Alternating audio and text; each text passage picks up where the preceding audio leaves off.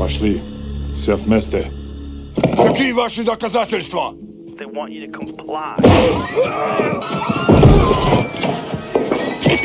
Cancel culture is about canceling. Кокаином. Up yours. Woke moralists. Up yours. This is systematic bullying that's happening. Woke moralists. Up yours. And they believe that they can then Woke shut us moralists. up. Up yours. Woke moralists.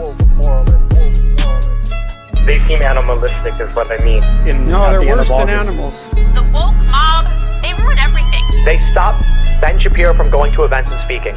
They stop Ann Coulter from doing it. I will never surrender even a single inch of ground to a pitchfork mob. You never cave to the mob. We will never bow to the mob. Ever.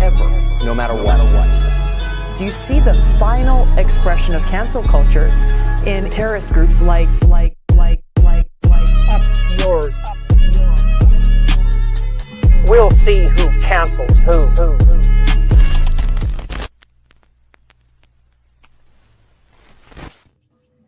Hello. Hello. Hey, friends. Hey. Howdy. We have a special guest today, Andrea.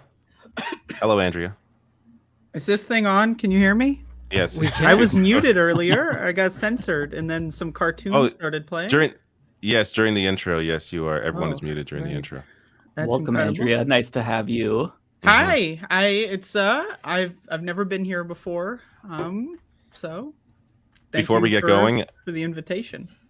you're welcome. Before we get going, plug your YouTube show and what you do on there. I'm a YouTuber. I do YouTube videos. I have multiple YouTube channels. I do a YouTube show. It's called Above It All. I do it almost every day, and you can watch it or you can not. That's also an option. I have clips, and that's like it's kind of like watching the show, but you don't get the good parts. You know how like there's album compilations. You got greatest hits. The clips are the worst hits. I don't want anyone to watch those. That's why I clip them out. And I also have a second channel. I made a second channel for my video game enjoyment. And I'm actually trying to get monetized on there. So if anyone wants to subscribe, it's at Doom Speedruns. I am a Doom speedrunner, and I'm one of the best. You speedrun games. That's pretty crazy. Yes, I speedrun, and I make levels and all that kind of stuff. So I love video games. I'm a video gamer, and I'm really good. Well, you're in good company here, so it's good to have you here. Yes. You can help us derail conversations that are substantive about video games. Every conversation will be derailed. The pressure's already on. What happened this week, everybody? What do you want to start with?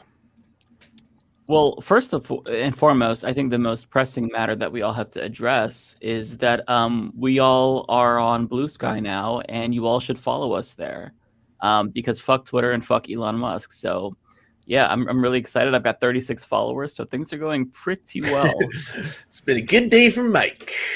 So, Bender, do you want to explain, since you're the social media tech genius here? Explain Bluesky. Yeah. Also, no shit talk about my new best friend Elon Musk, who granted me a free blue check mark. All right.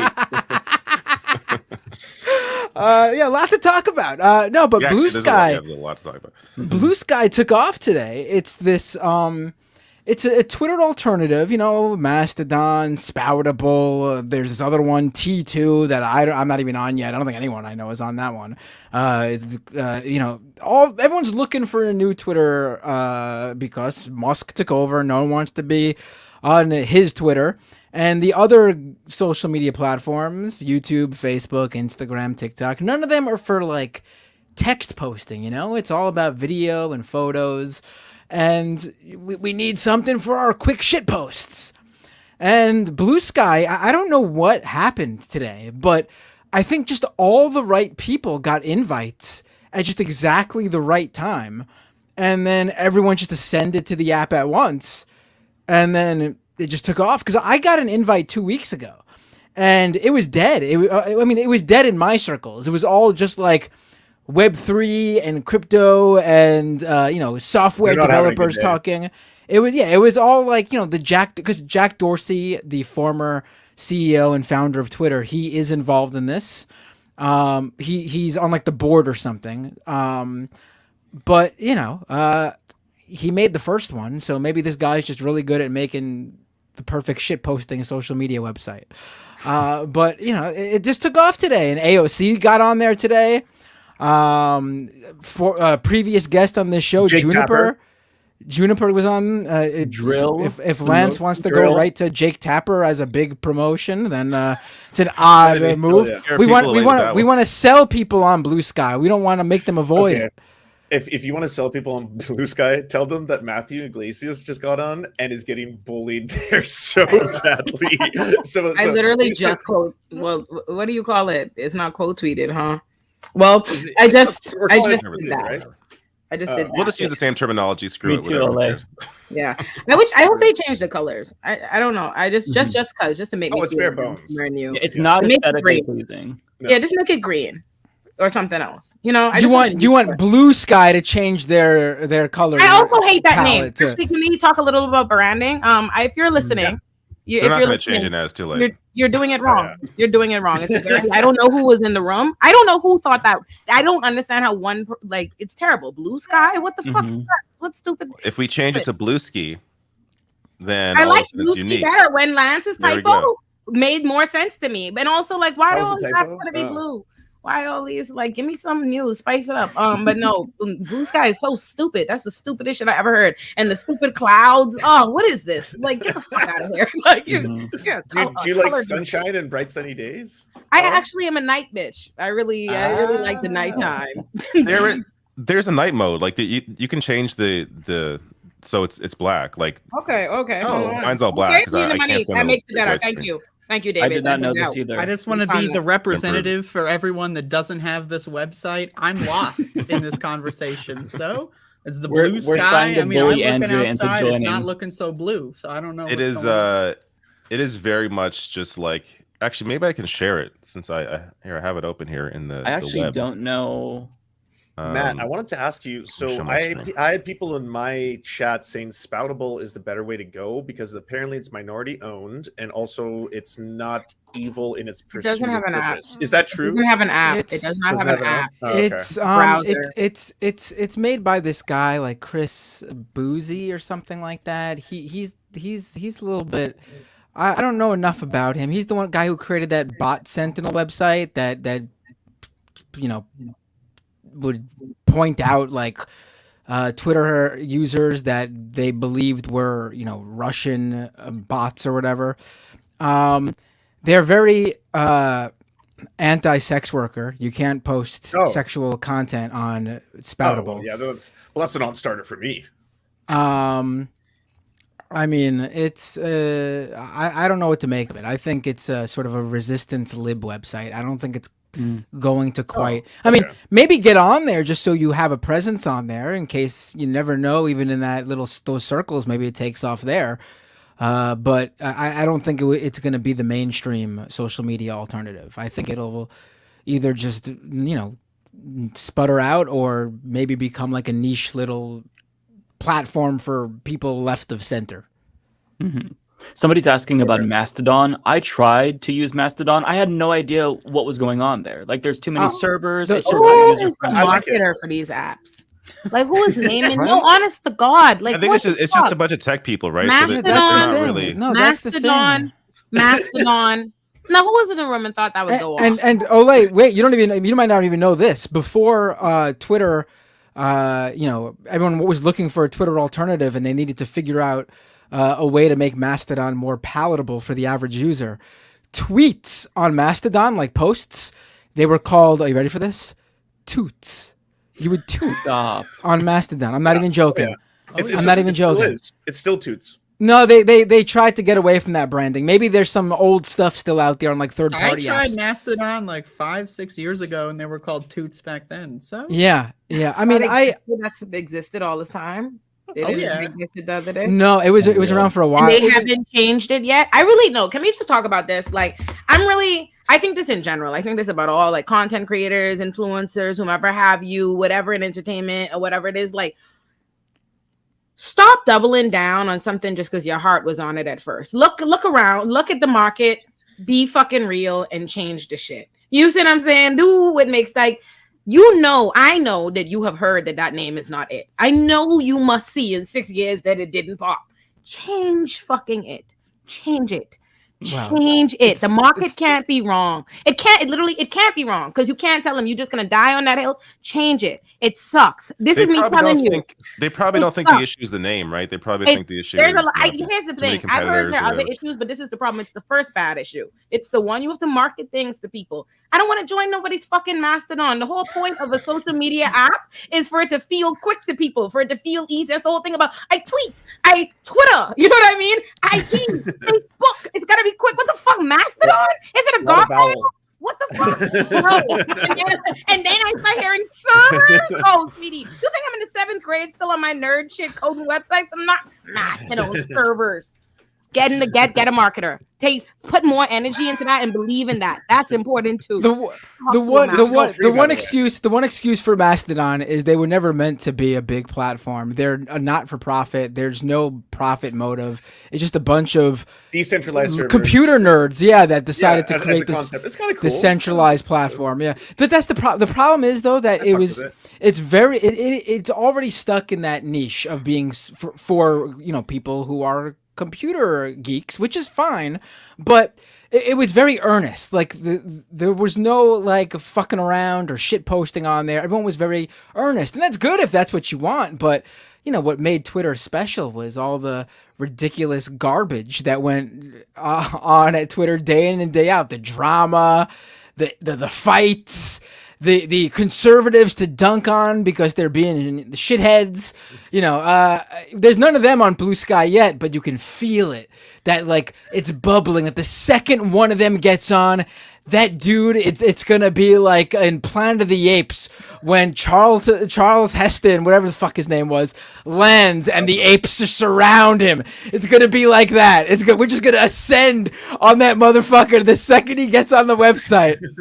We're already doing it to liberals like Matt Iglesias. So Matt Iglesias is not having a good time. Everyone is descending on him. He's the main character right now. That's what he is in his mind. That's what he identifies as. I believe so. Oh, I didn't know that. That's powerful. Mm-hmm, right?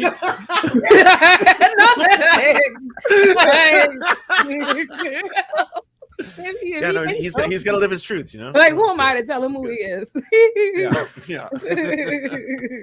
I have seen some actual moderation on Blue Sky though. Like, there's one account that was a fake AOC, and it was actually labeled as impersonator. I love that. Boom, that was wild. I was like, oh, I feel safe here. I see somebody in the comments that I really like Olay going with a natural look. It aids credibility for a wider demographic. Just in my opinion. Are they being serious? I'm not going with a natural look. I'm lazy. And I was running late. I just didn't have that going with a natural look, sweetie. Watch my episode of my show drop tomorrow with a beat face. But I appreciate it. Thank you for liking my real face. I thank you, even though whatever. They analyze every single minute detail about you every fucking week. You all are being a little bit creepy. Okay? I love it. Listen, I'm fine with it. I've come to terms. It is what it is. Listen, if you like my real face, I'll take it as a compliment, even if it's wrapped in wildness. Thank you. Appreciate it. God. All right, we can move on. We have to talk about Steven Crowder. And I know I never thought I'd see the day I would be the person to come on this white ass show and tell you all I need to talk about what it is that great people speak. But do we have both Crowder videos? Because there's two that we should play. I mean, one of them is I shared the new one, David, in the chat. The Yashar Substack with the video. Give a content warning for that one. Yeah. Content warning. There is actual spousal abuse that we're about to watch. Oh, yeah. So I what's interesting though is like, I mean, it's not surprising, but it should have been pretty clear. When Steven Crowder came out with that video yesterday, basically explaining to everyone that there's been some sort of private divorce between him and his wife, and he's letting everybody know because these conservatives are holding it over their head, and he plays this video of Candace Owens. We'll watch it soon, but with her getting very close to breaking the news of his divorce to her audience. He very specifically says there's no abuse going on between me and my wife. I'm not abusing her. She's not abusing me. And the second he said that, I was like, there's abuse going on. No, same. That's not a normal thing to say. That's not the first thing I think of. So if one of my friends is like, I'm getting divorced, I'm like, oh, were you beating each other? No, that's never my line of thought. And also, he makes it a point, too, to say that it's not his children's fault. And listen, that's a normal thing for divorced parents to say, when your kid is maybe, I don't know, 7, 8, in their teens. That is correct. But we're talking about kids who are like barely 2, I think. They got nothing going on here. What's the point of him saying that? Well, the point of him saying that is the divorce happened in the end of 2021. The kids were born in 2021, like not just a few months before they got a divorce, which means while not the kid's fault, you better believe whatever Crowder's lack of fatherhood, stepping up to the plate, that definitely had something to do with his wife leaving him. Like those kids were definitely a reason. I have a lot to say. This man is a piece of shit. Like we have to let everybody see the video, trigger warning it. Which video are we starting with? The well, let's start. Let's go via the timeline. Yeah, let's stick with the timeline. Yeah. So he's posted a shit ton. I can't find the one he posted on. I'll find the one. It was actually posted by Anomaly on Twitter. Oh, okay, that's why I can't find it. All right, and I want to say someone just pointed out in the chat. I totally forgot about this in this Yashar piece. He doesn't mention, and obviously we know why, because he wants to come off like looking like the good guy. He keeps saying he did not want to leave his wife. In this thing we're about to watch. Texas, right? He talks about the Texas. But that Yashar piece, that came out with the. That Yashar piece that came out with the camera footage that we're about to see after his explanation, and the Yashar piece. He breaks that Crowder actually hired the divorce lawyer first. Right. He is. All right, so the problem here is this video is 5 minutes long. Are you watching the whole thing? Well, let's see how far we want to go. You need like a minute and a half tops. Okay. Let me make sure the audio is on my end is good. I love the gun display. I have been living with a proverbial boot on my neck for going on years now. Since not a boot on my hold on, pause. Y'all hear the imagery this white man dare invoke? A proverbial boot to his neck. I know you fucking lying. I'm sorry. I'm high, so for 1 second it almost got by me, and then my brain, the racial investigators, excuse me. I bet maybe it wasn't that type of boot. Maybe it was more like the Nancy Sinatra type boot. Like these boots are made for a while. One of these days, these boots are gonna walk. They always have to be the victim. So he already starts immediately. Like, he's the victim. All right, that's the premise. He's the victim. Tighter. This Johnny Bravo ass outfit. Look at his hairstyle and this shirt. You want to be Johnny Bravo so bad. Okay, what has increasingly been a horrendous divorce. Now, let me say on the outset, to be clear, there is no infidelity, any kind of physical abuse at all on either side. Oh, he made sure to say physical. That was the giveaway there. Physical abuse. That was the giveaway. Wow. Yeah. Oh, this was not my choice. My then wife decided that she didn't want to be married anymore. She requested he does not talk about it, by the way. He's not supposed to be doing this at all. That's right. Yeah, she requested that they don't talk about her, that she doesn't want him to talk about this. Yeah. And then he goes out and does it.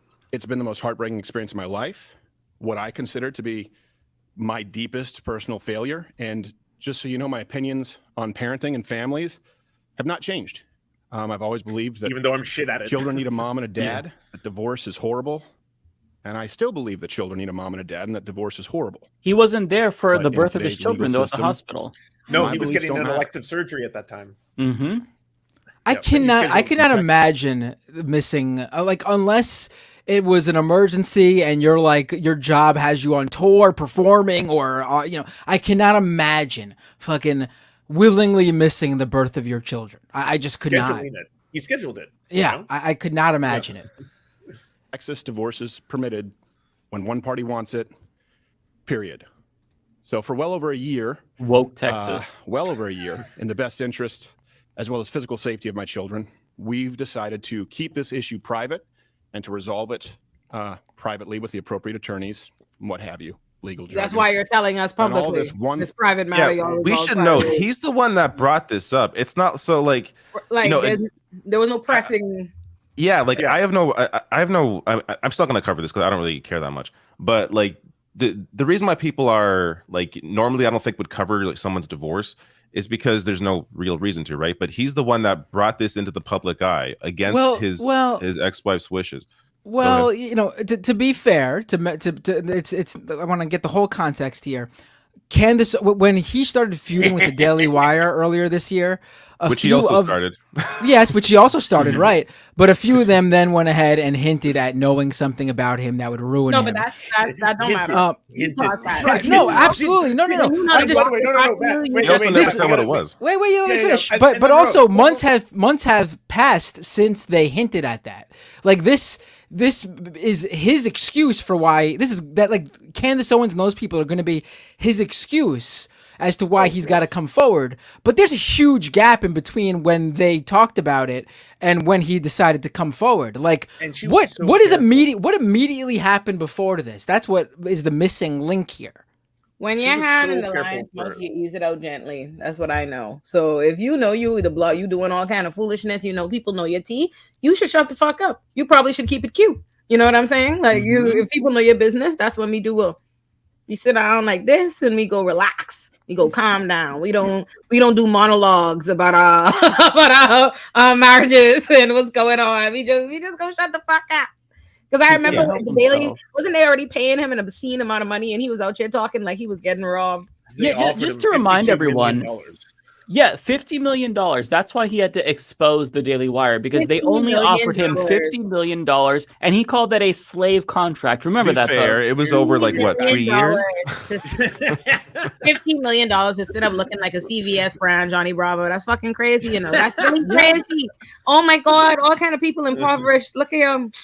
I would literally just let them take one of my balls for $1 million, and this motherfucker called it a slave contract for 4 years, 50 mil. It's insane. I want to be really clear about is certain. True north here is that my children are blameless, completely without fault. And so we decided to resolve these issues. It's like what? By the way, he mentions that like 4 times. Like, who's blaming his children? Like that's what you tell the children. Like that's when you're talking to the kids. Like it has nothing to do with you. Mommy and daddy just aren't happy together. We still you tell the kids that. You don't tell the audience that. I honestly do think he is blaming his children. Like deep down inside. No, obviously, because he's telling like, bro, nobody thought that. Nobody heard. Nobody heard. Nobody heard. Him and his wife said, "Fuck those newborns." I know it was them. Him and his wife were together for like 6 or 7 years, married, and then all of a sudden, the same year they have these kids, just months later, they get a divorce. Without a doubt, this guy's blaming those kids. It's very coincidental. As it's in their best interests, both emotionally and physically, to do so. Now, the other issue is, slap the shit out the children. And this is something that I've kept private for likely far too long. Many other people knew about this behind the scenes. Some, not all, but some of them in positions of power, influence, leverage, knew of this. Yeah, as I said, nobody would make it like... There's no reason for him to make a big deal out of this unless he knew something was going to come out about the divorce, because a divorce is a divorce, like whatever. But clearly he knew he did some shit and it was going to come out, and that's why he's getting ahead of this. That makes sense. Of course, we're going to get to. How much more do we need to watch this? The whole thing? I think that's good because, like, a lot of people want to see the. I want to hear. Want to hear? I keep. Gotta get to the part where he was like, I gotta hear his accusations. It's really bad all the way to the end. I mean, I just watched this myself. I need to click play. Click play. I also knew that the safety of my children included keeping it private. So if you're familiar with the idea of extortion, then you know the feeling well. Now, some of these threats were so thinly veiled that I'm frankly surprised you didn't all guess immediately. Steven has a lot going on, I guess is the best way to say it. Press pause. Going on, and that should be clear. I'll be honest, I didn't think divorce. I thought that they know that Steven Crowder's like it's still in the closet or something. Yeah, Andrea's right. I think that he's battling some sort of LGBTQ plus demon. I don't know which one. Is a demon. Let's focus on that. He is the demon. He's the demon. I fuck what he's battling with. He's the demon his wife was battling with, and I need us to get to that. So let's hear Candace run it play. Because people don't do stuff like this if there's not a lot going on in their lives. I would like to implore my audience and everybody that isn't paying attention to the situation not to condemn him, but to pray for him. Sometimes people need a prayer. Sometimes people need a scripture. You know, Stephen purports to be a Christian. I am unsure at this moment if it is my place to say more than that. You know, maybe if I feel in further defense, some things should be said, or maybe if I feel that the public has a right to understand certain circumstances. He's considering that a threat. How much you'll have a right to privacy. Pause. Now, some other this issues. guy's face acting, like he's assuming that he's like he nailed it. Like there's the video, I nailed it. That was the quietest drag I ever like. I hate a coon, so I don't fuck with Candace, but that is cackle hilarious because basically what she said is, that motherfucker is crazy. I mean, he is out of his fucking mind, down so incredibly bad that all I could ask y'all to do is pray for this loser ass nigga. And she said, listen here, I have no intention of talking about him because the baby is unwell. However, should that crazy man continue to fuck with me and I feel like, you know, I have no other choice, I just want you to know I'm on that ass. So keep your crazy ass over there, nigga. I gotta add one thing to that because Crowder said extortion. To extort someone, you have to be extorting something. You know, it's in the word. Like there's no demands being made. She's just like, pray for him. You know, if you know anything about Steven, pray for him. That's it. Like that's the extent of it. I don't know if we're going to play it, by the way. If you don't know the other side of this, Candace did a whole show where she said that apparently Steven Crowder slid into the replies of one of her posts and was straight up like, you're pretty, I like your hair, whatever.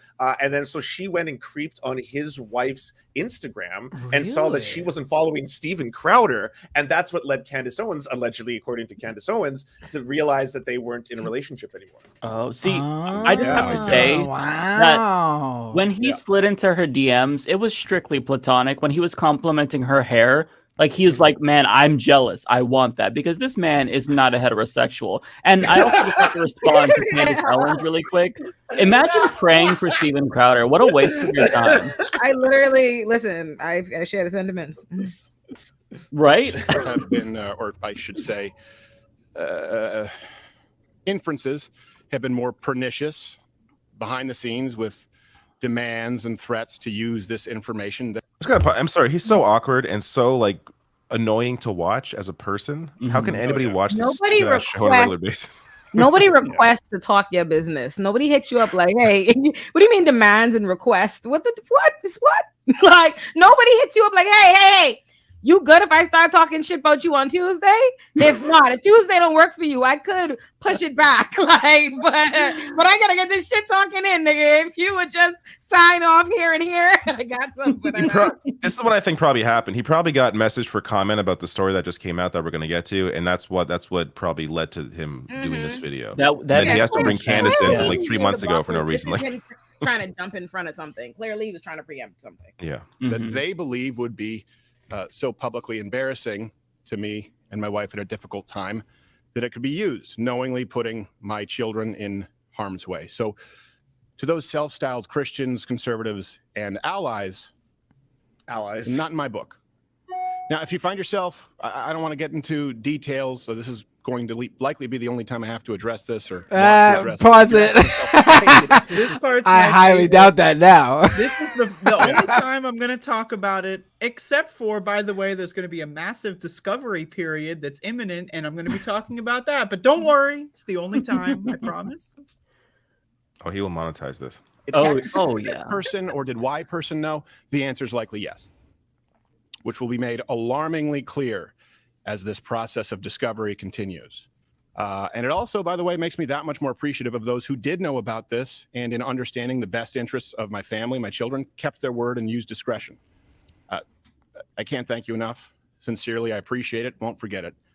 It's pretty simple. I loved a woman so much that I married her. A woman who, despite all of this, I still love as the mother of my children. And she wanted something else. And my beard. Life. That's not my choice. She simply wanted out. And the law says... I'm sorry. Not in the law. Hold on. Oh my God. Not him. You got to explain that one to the streets, Mike.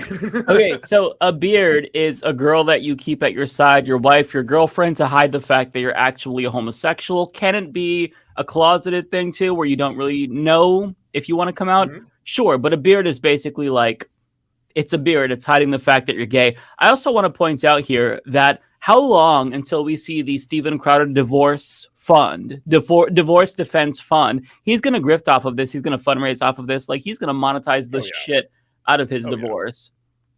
Yeah. Of course, look, I get it. There are multiple sides to every story, but one thing that is undeniable in this case is that it's no one's fault but my own, in that I picked wrong, and that's certainly not the fault of my children. Pause it.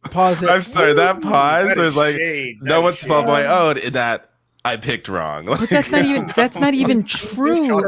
That's not even true, because in his version, he didn't want her to leave. So in actuality, it is his wife who picked wrong. Yes. Yeah. Especially considering the situation that we're going to get to. Clearly, she's the one that picked wrong.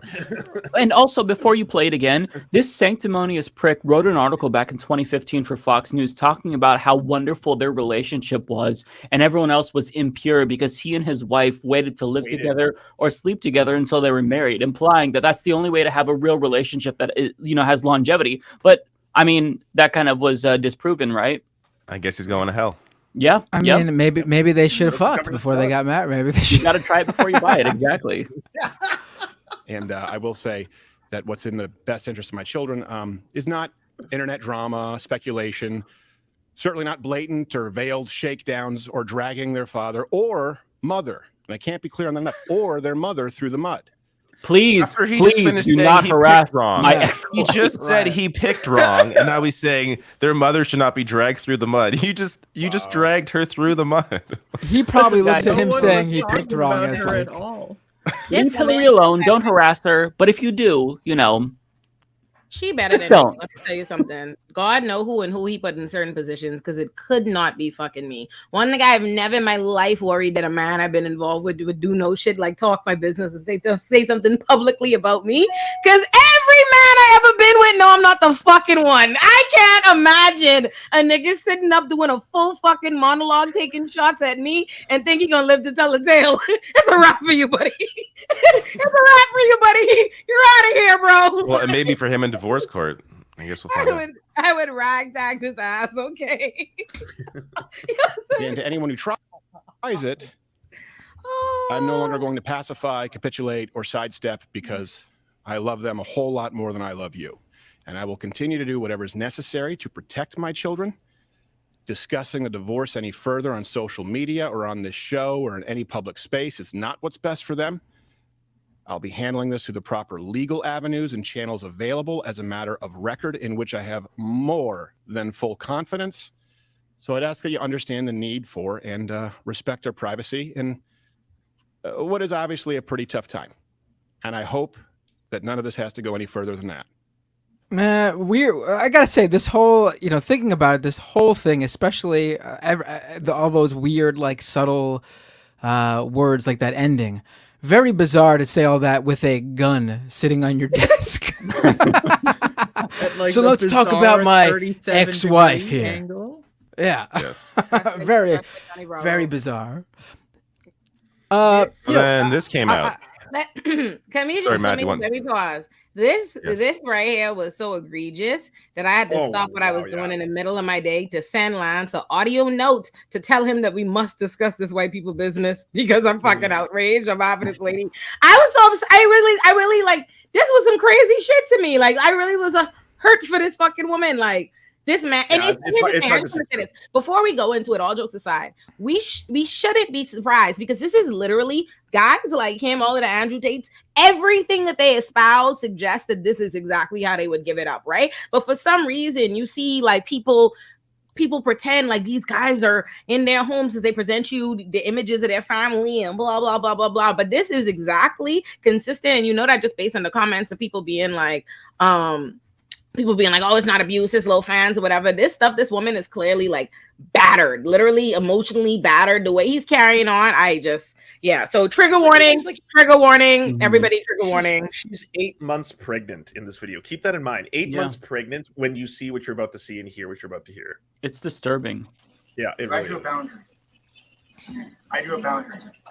No, you just did it. I drew a boundary of abusive and cruel. You were not taking the car. Because if you refuse to do wifely things, then I will go pick up the groceries. There's no groceries. I do have steak, wood pellets, my grill. I know it's an unreasonable request, but I'll go do it. How about you first? Hillary, how do you respect the man? Yes, other than that, you see love comes back. No, other than that, no, you're not taking the car. Steven, you're not taking the car. Steven, you are not. Then I will ask them to pick me up. Would you like me to ask? Oh, that's right. Is that correct, Steven? Get an Uber. Okay, Steven, I can't. Feeling some constraints? Steven. Like I can't Steven. go. Listen to me. You want to walk out right now? Listen to me. I can't go to the gym. I can't go to my parents. I can't call my friends. I can't be home. You're gonna take the car and leave me here. Hillary, just think of how boxed in you've made me. Press pause for a second. I mean, not to make crack a joke, but I'm really not trying to here. But like, this woman's 8 months pregnant, and this is the calmest I've ever seen an 8-month pregnant woman deal with something like this. Like, she has every right to absolutely fucking blow up on him, and she's being as calm with him as possible. Because she's afraid. The entire time she is palpably afraid. In her every voice, you can literally feel her. The woman speaking. She is terrified. And like, especially he jumps up. Like, he is...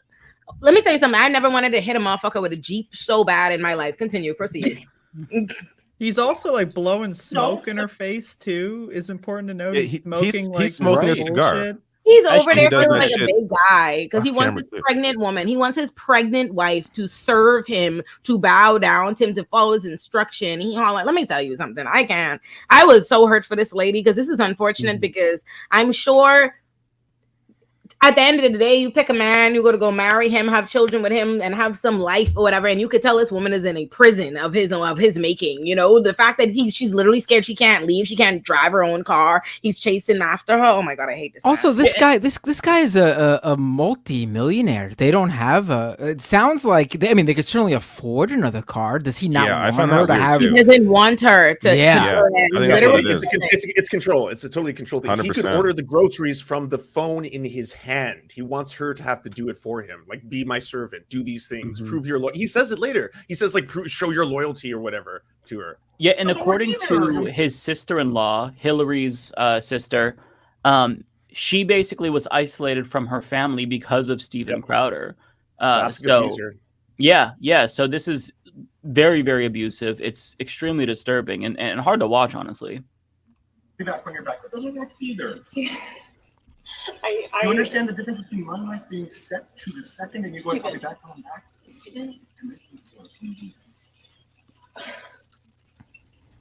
The only way out of it is discipline and respect. It's the only way out of it, and we're at an impact. We are at an impasse. Good. Because you can't have any discipline and respect.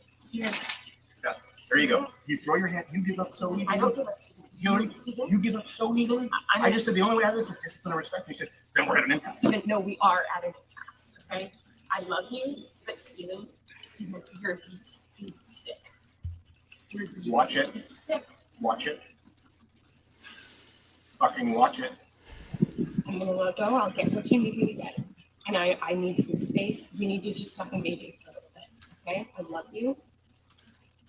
I love you very much. I don't love you. That's the big problem. I've never received love from you. And the fact is, when I go, look, I need you to do A, B, C, and D, you just be disciplined about it. You go, no. But I love you more than life. Hold. I need you to do A, B, C, and D. You just need to be disciplined about it. He think this woman is his fucking servant son. Probably. It's really crazy. Oh my God. The way he I watched it. I didn't catch it. You know what makes me mad? yeah. I know good and well Oh, yeah. he is not walking through his life moving like this with other men. So you take a woman and you put her in this little prison of your own in a family home and you lord yourself over her so you could feel like a big man, you bitch ass nigga. This shit is so crazy. How like, bro, you're Yeah, and can I just point out here, when they say traditional values, Christian family, like this is what they mean. Like they literally want women to be in the homes, barefoot, doing everything for them. They want servants. Like this is traditional values in a nutshell here. They talk about family values all the time, and they don't fucking value their families. That's it. He was You know? abused. He literally That- wants this that's the woman to fucking serve thing. him. For him to look this pregnant woman, I don't love you. That's the thing. You need to do this. Da, da, da, da, da. You say you let me don't do it. It's just the way he's even like everything about his posture. Like look how his legs are. Look how he's sitting. Look at his body language and how he is and how he's talking to her. Oh my God. And she's being so measured and like trying to like not like basically push his buttons because Because he's threatening her. That's the thing. When Yeah. every time he's like, watch it. You only can say that if there's something, there's a line you cross where there's a consequence. There is the response he's edging her. The man is. Yeah, she has to word everything so carefully because she's desperately trying to de-escalate because she knows that if she says the wrong thing, it can send him over the edge. Yeah. No. But I love you more than life itself. Okay. Put on some gloves. No. But I love you more than life itself. That's not fair. It's not fair and it's disingenuous. Oh, pause it real quick. Oh yeah, some we should additional note content. on the gloves thing. So Yeah. he wanted her to, I believe, what was it, feed the dogs medicine that she was worried may be toxic. Yeah. Why? I don't know. I'm not sure why he couldn't just do it. She so didn't want to he's basically handle the instructing her. medication as a pregnant person just because she didn't know if that would affect her in any negative way. So that's why she was reluctant to do what he wanted her to do. Like, I'm not sure why he can't feed the medicine. This is ridiculous. Yeah. You're right, Raven. Become someone as you need, day in and day out, worthy of a wife. No, not as a wife. I didn't say as a wife. Hillary, come on now. I'm not gonna engage. I'm not gonna engage anymore. I'm gonna go. I'll get text me what you need. I'll get you what you need. I love you. I'm committed to you.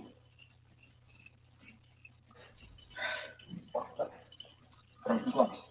Are you committed enough to do those things? I'm not gonna. Are you committed enough to do those things? You're not committed to anything. You're not committed to anything. You just said I love you. I'm committed to it. Walk the dogs. Put on some gloves. Walk the dogs. Put on some gloves. Are you committed enough to do those things? Are you committed enough to do those things? Are you committed enough to do those things? I'm good. Walk the dogs. Put on some gloves. Are you committed enough to get the medication the dogs? No, you take Betty.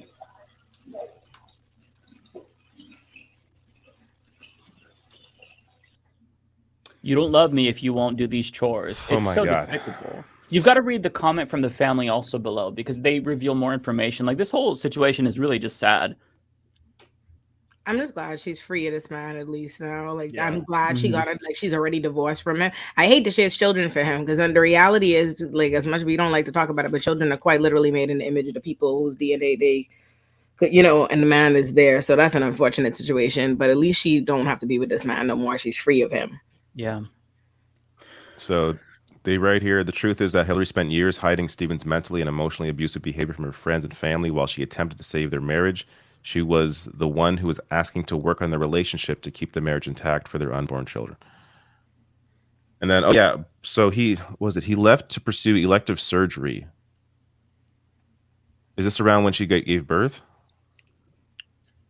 I'm not yeah, sure. So the story goes that he got an elective surgery. Do you remember that cycle? He really sold it as it being like a heart condition. He was like, oh, he made a tweet about it, like the doctor says my heart ain't so good or something. And then he made a lot of tweets about how the Canadian healthcare system had failed him, and that it's so thankful that he was at it. Do you remember that cycle? That was him getting an elective surgery. Yeah, to have he had a collapsed chest, and so they put some bars in, and it was apparently excruciatingly painful because your lungs fill with water or whatever. But everyone thought he was dying with all the pictures. Everybody thought that Sam Cedar had nearly killed him. Yeah, it was right after that. It really was. I'm not sure what else is here. Yeah, basically in that same statement from the family, they say that, you know, they don't want him to talk about this, but he is talking about this. By the way, Natalie Corzin on Twitter is his sister-in-law, and she's spilling the tea. She confirms that it was an elective procedure, and that when she was paralyzed in the hospital for like 2 weeks, he went for like 1 to 2 hours to see her, wasn't by her side. Just overall, a really shitty person. Isolated her from the family. I mean, this is absolutely abuse. Yep. All right. Yeah, isolate the victim, make sure they detach from friends and family, maintain control their transportation. Like, he could have gotten an Uber. Let's be real. This is such a ridiculous made-up problem. It's like, well, why don't you take it? Well, why don't you take it? You have the phone. You can do that, right? Yeah. But like y'all were saying, it's about control. I also, this guy is loaded. He's the biggest political YouTuber on the planet. This guy's making tens of millions of dollars a year. Even if he didn't want to do anything, why didn't he hire someone to help his wife at least while she's pregnant? This is literally the textbook cycles of abuse, like to isolate you. So I had an abusive boyfriend in college. If this is no one needs to no sensitivity needed. I've discussed it before. But one of the first things he did was move me off campus. Like, I was RA, made me quit, move me far off campus to an apartment with him where I could not get to and from or anywhere without him. And he had a car and he had his car, and I had to depend on him for transportation. And that was how he was, so he could control my every move. It was, I'm like, I have a best friend, David. And I remember one time we always talk about this because at the time David didn't realize he was abusive. So he would like not understand how serious it is or whatever. So he'd like, David would be coming up the street to talk to me. And I'd literally be like, please, he'd be like, hey, I'm like, cross the street. If he comes around the and he sees, it's going to be a problem, like, on God. So that is quite literally the textbook of it. Isolate you, control you so that you don't have access to other people. That's why there's no other car. That's why he doesn't want to take the Uber. That's why he wants to do it. All of it is about control. He is an abusive partner, just unmitigated, nothing else to it. He's an abusive partner. So yeah.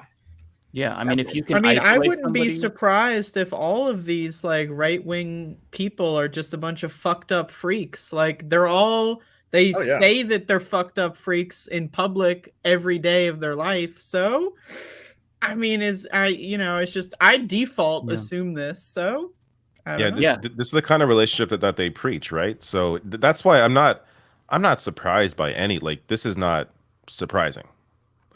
That he acts this way, that he treats his ex-wife this way, like, it's all just disgusting. Like, when you see his show, you see how bad he is on the show, like how sexist and like misogynistic he is as a performance. I was like, what do you think happens when the cameras are on? Like, if it was that bad already. Pause right quick, y'all. Let me just address this very quick in the comments and block this motherfucker in a second because he's pissing me off. This Drew Ramsey person. I did not say that children who witness abuse are gonna become abused. I don't even know how y'all rewrite history right before my fucking eyes. Like, when the fuck did I say that? I said that is unfortunate for that woman that she has children for this man. They are abusers. The man is an abuser. So that's unfortunate that even though she's away from him, she is still going to deal with him. And also the reality of making children in the image of another person is you have to still deal with that person and their qualities of them raising a child. And this man is clearly an abusive misogynist. So if you think that does not have impact on, unfortunately, the life of this woman and her poor children, that is what I'm saying. So nowhere did I say that children that witness abuse become abusers. Never would I say that, especially as a child, like a person who was an abused child. So that's not what I indicated. And also, I would appreciate you trying to get cute with my domestic violence situation. So block this nigga. Y'all do that. They were just banned. Bye, Drew. There you go. Thank you. Bye, Drew. Chatters. Who's YouTube chat? Stop Who's embarrassing YouTube? in front of the crew. Yeah, motherfuckers. it's always Behave. either David or Mike. I mean, my Get the hell audience outta is here. fucking angels, man. My audience is angels. I'm sorry our audience is 10 times the size as yours. It's gonna regret having It's true. Oh, fuck, it's true. Okay, Everybody keeps taking shots at Binder subscriber numbers on things. Like Binder keeps taking these hits. Binder. The chance of having an asshole is much higher. So you're the only blue check verified person among us. Okay, and you're okay. on Blue Sky before us. Okay, David Joy Gray. Okay, buddy. What does that even mean? Yes, exactly. You know what it means. I had a conversation last week. Yes. I'll take my tiny little group of angels over your ravenous orcs any day. Your horde of I'm just orcs. saying, as a percentage, the chances are we're gonna have more assholes. It's just how things work out. Yeah, I had a Nazi on my YouTube comment section just the other day. Like I try to boot them the fuck out, but they my Twitter is unusable. I feel bad if I retweet some people, they will DM me and be like, Lance, can you undo that retweet because my things are filling up with Nazis. I'm like, I'm so sorry. They swarm around my Twitter account now. It sucks. I can't relate. What else is going on? Yeah, there was something else that I wanted to talk about with regard to. Now, I wanted to address Montana. We kind of touched on. Somebody asked a question about this last week about Zooey Zephyr in Montana, but the GOP voted to ban her for the rest of the legislative session. I don't know if anyone else has covered this and wants to. I interviewed Aaron Reed yesterday. Oh, do you want to talk about this, Lance? Because this is such a huge. Totally. Yeah. I think that Zooey Zephyr is a badass, and her story needs to be heard. She's an incredible badass. She gave this incredibly impassionate speech where it basically ended with, the other side. There was this TERF in the audience who was basically standing up and being like, like we don't want this stuff happening to children, blah, blah. And it ended with like Zooey straight up being like, then you have blood on your hands. Pretty much.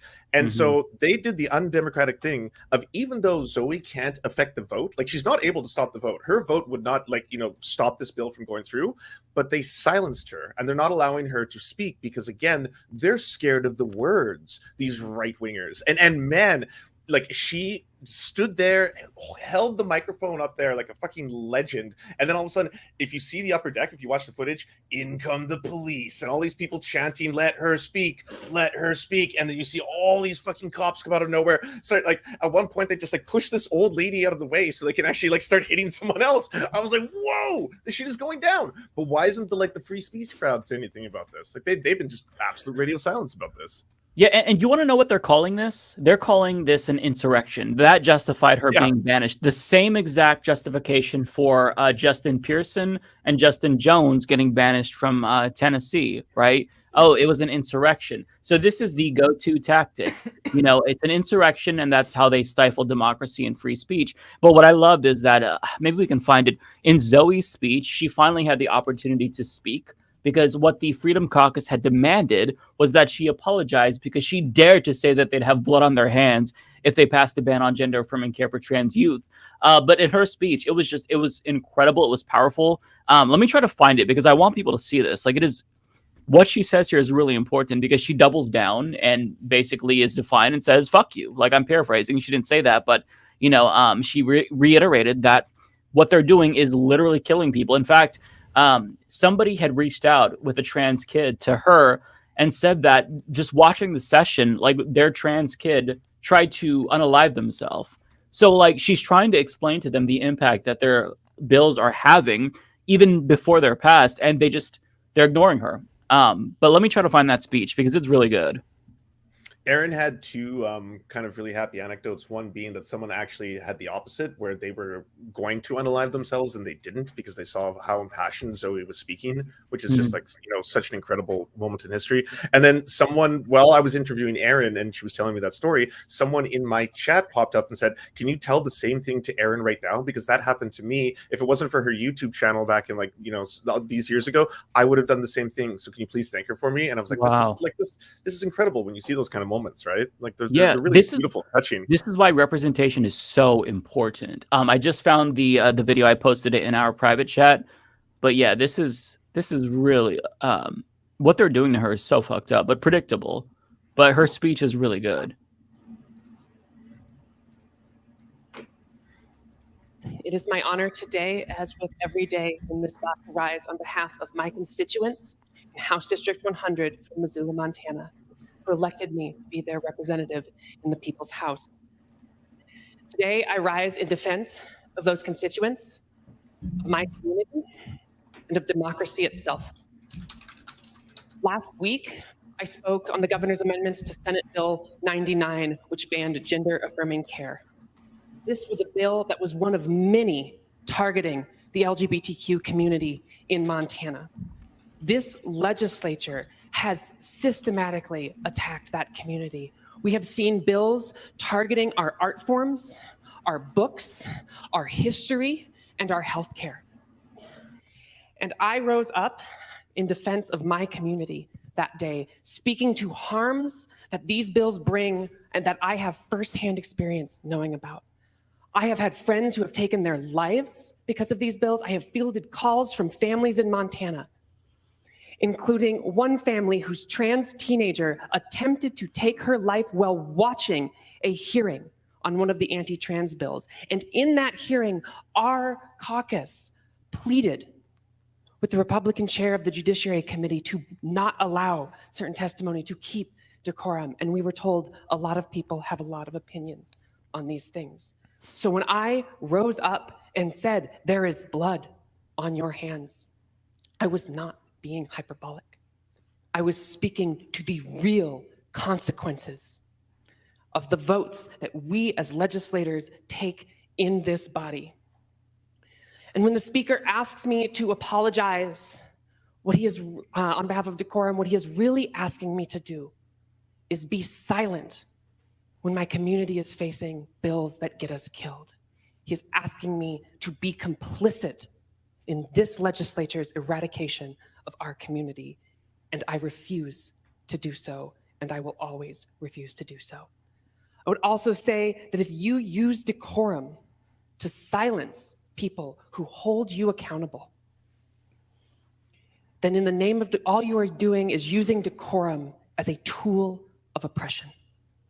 Additionally, when the speaker disallowed me to speak, what he was doing is taking away the voices of the 11,000 Montanans who elected me to speak on their behalf. And when I continued to not be recognized, what my constituents in my community did is came here and said, that is our voice in this body. Let her speak. Let her speak. And when the speaker gavelled down the people demanding that democracy work, demanding that their representative be heard, when he gavelled down, what he was doing is driving a nail in the coffin of democracy. Yeah. Damn, that's good. Powerful stuff. Yeah. Yeah, right? Mhm. Right? Yeah. I just want to add also, because there's like things are escalating quickly. To every single LGBTQ person watching this, make sure that you have an action plan. If you need to leave your particular state, it may come to that in the near future. So link up with other trans people and LGBTQ allies across the country. Try to do that. Have your passport ready in case you have to flee the state. And also really, really importantly, because this is nothing that I paid attention to before, pay very close attention to local school board meetings, because right-wingers are infiltrating these, trying to take them over, even in blue states. And so even if at your state they're good and they're a trans refugee state, for example, well, at the local level, you can have these parents that are anti-LGBTQ take it over. And so if you have like a trans child that goes to that school, they can completely control what is and isn't appropriate. So these little small things that none of us are paying attention to at the local level, you need to really get involved, especially now, and protect yourself, because things are only deteriorating in this country. And if Republicans win the presidency in 2024, I can only imagine it's going to get worse, because look at all that they're doing now. But if they have like national control, I fear for people in this country, LGBTQ plus get families. The fuck out when that happens, in other words. Yeah. Andrea and I talked about this when we were on your show about like an action plan to leave. Like I remember talking about, getting my own passport, ready and whatnot, because things are getting bad. Like I don't think it's ever been this bad. And you know, just to really get for people to know how, this isn't just affecting, like, this is stupid to like have to bring somebody of a celebrity status up, but just to show you just how it affects everyone regardless of your means. I mean, they had the means to get out, but the NBA star Dwayne Wade just announced in an interview that he had to get his family out of Florida because his family wasn't going to be safe there. He has a trans daughter. And I mean, when someone of that stature is fucking telling you that we had to get out even, then I mean, it's a big fucking deal. I mean, it shouldn't have to get to that level where celebrity is saying that and it should mean something. But I think in this case, it's important for people to understand that this is a big fucking deal. Like, all the money in the world isn't going to save you from what's going on here. Yeah, and people are saying in the chat, rightfully so, that like you have to have the means to move, right? You can't just get up and leave. So because of the situation deteriorating, there are organizations popping up that you could look into. For example, I got an email from the founder of Transport, which is an organization to basically move LGBTQ plus refugees to locations where they need to be. But that's why I also emphasize that we have Twitter, we have social media. Try to link up with a trans person or LGBTQ plus ally across the country. So where if you need to flee, they can potentially provide you with shelter. Like these are things that you have to take into account, like preparations that you should make. Have 1 or 2 action plans. Make sure that you protect yourself. If you don't have a gun, you can pick up a taser. You can get a tase gun for like $400.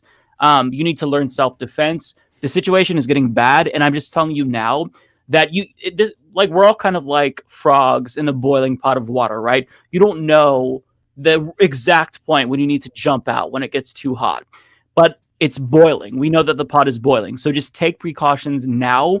Get your passport ready and take these threats seriously. I'm not saying that it's gonna come to like mass murder, but I'm saying that things are going to get bad and you need to prepare. I just really want to stress that.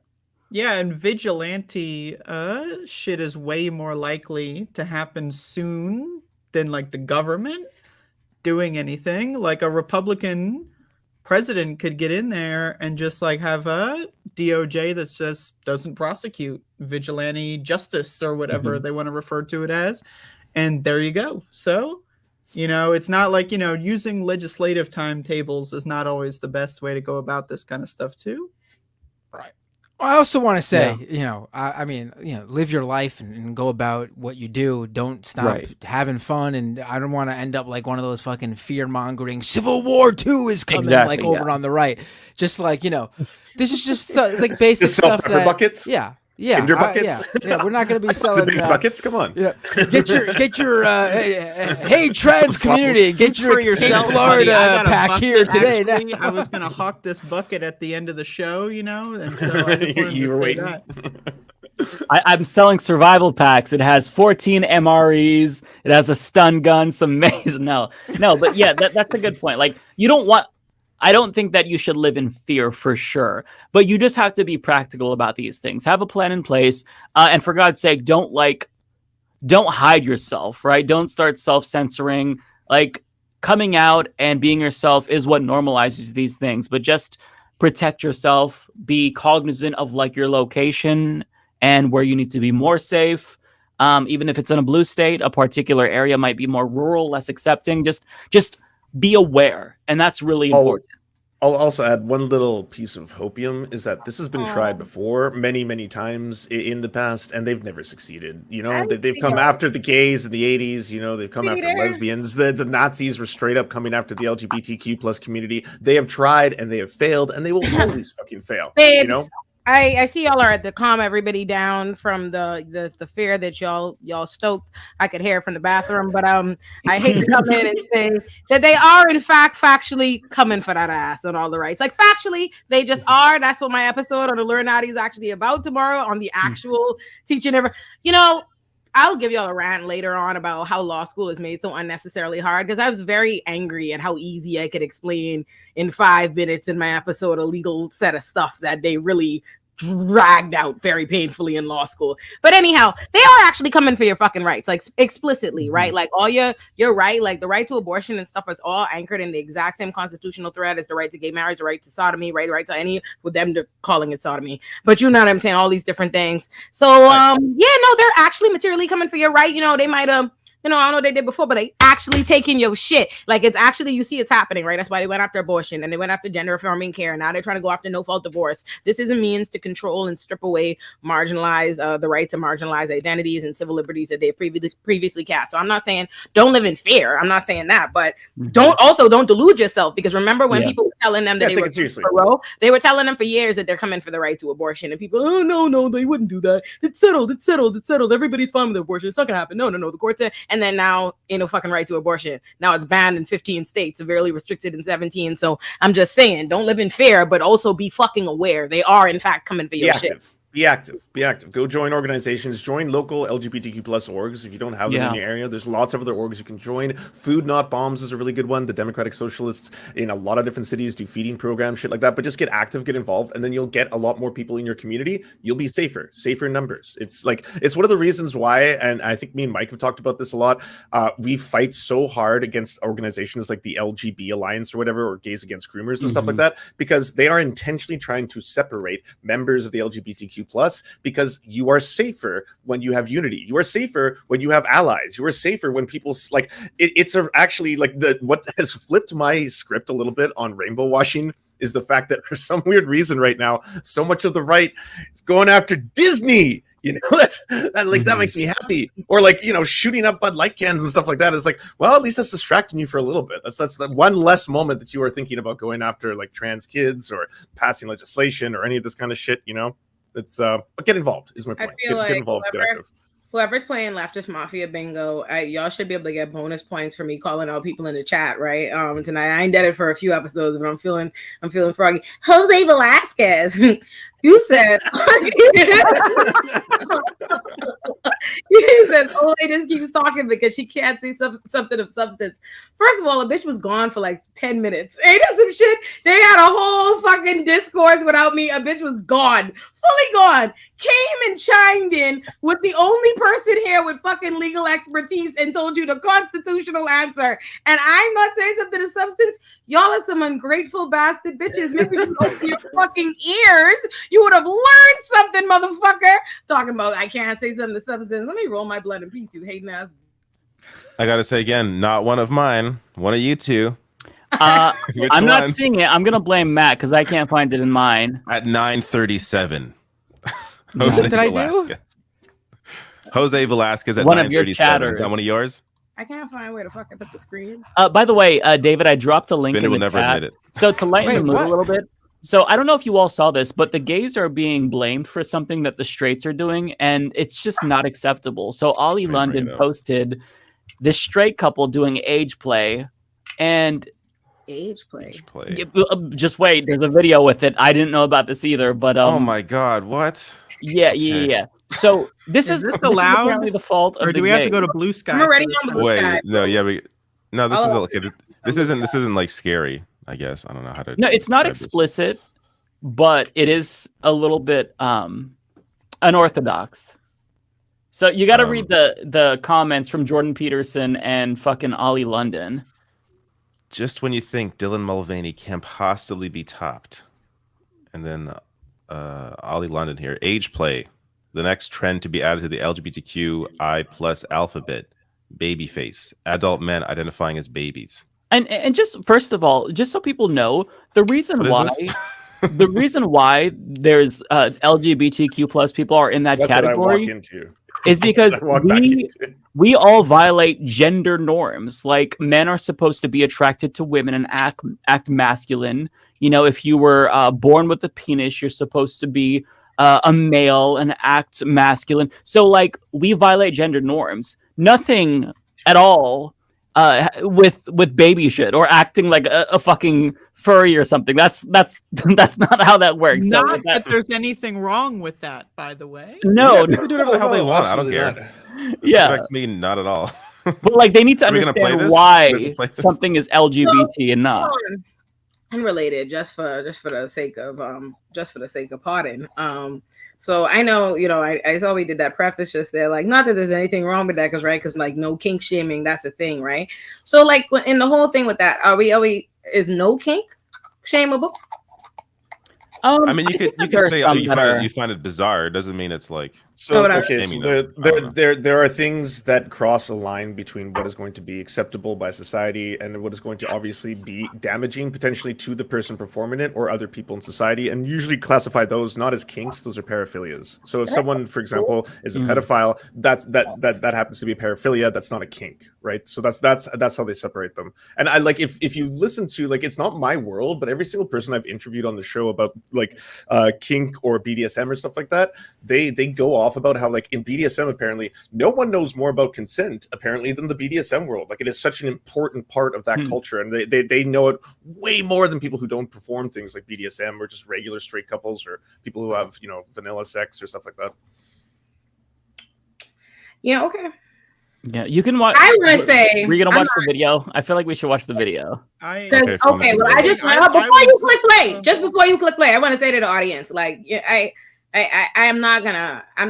can't guarantee. I don't know what's going to happen on the other end of this 54 seconds, but I can't guarantee based on the thumbnail alone that I'm not going to show this man. I don't want to be sitting up here. Don't make me be a different person. Personally, I just feel like if it's the bib is dirty. the bib is dirty. I don't care. The bib is dirty from the thumbnail. I'm fucking distraught. The bib is dirty. You know what he looks like? Y'all remember? Hold on. Y'all remember the episode of the Rugrats where Angelica thought her parents was adopting that big ass scary baby, that one that she was fucking shook by? Y'all know what I'm talking about? Oh Lord, I've got like childhood flashbacks going on now. Oh God, I need to hang out with new people. I don't know this reference. I'm trying to look at this freaking image. I just have to worry about things that children worry about. Is this a documentary?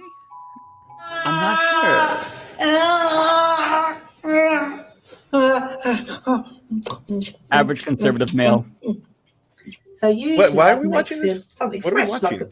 I came back and we were already. You have to watch this. We have to watch. I nominate that we move on. If we can get a poll. No, y'all unstarted. No, play it. No, I want to see it out, Mr.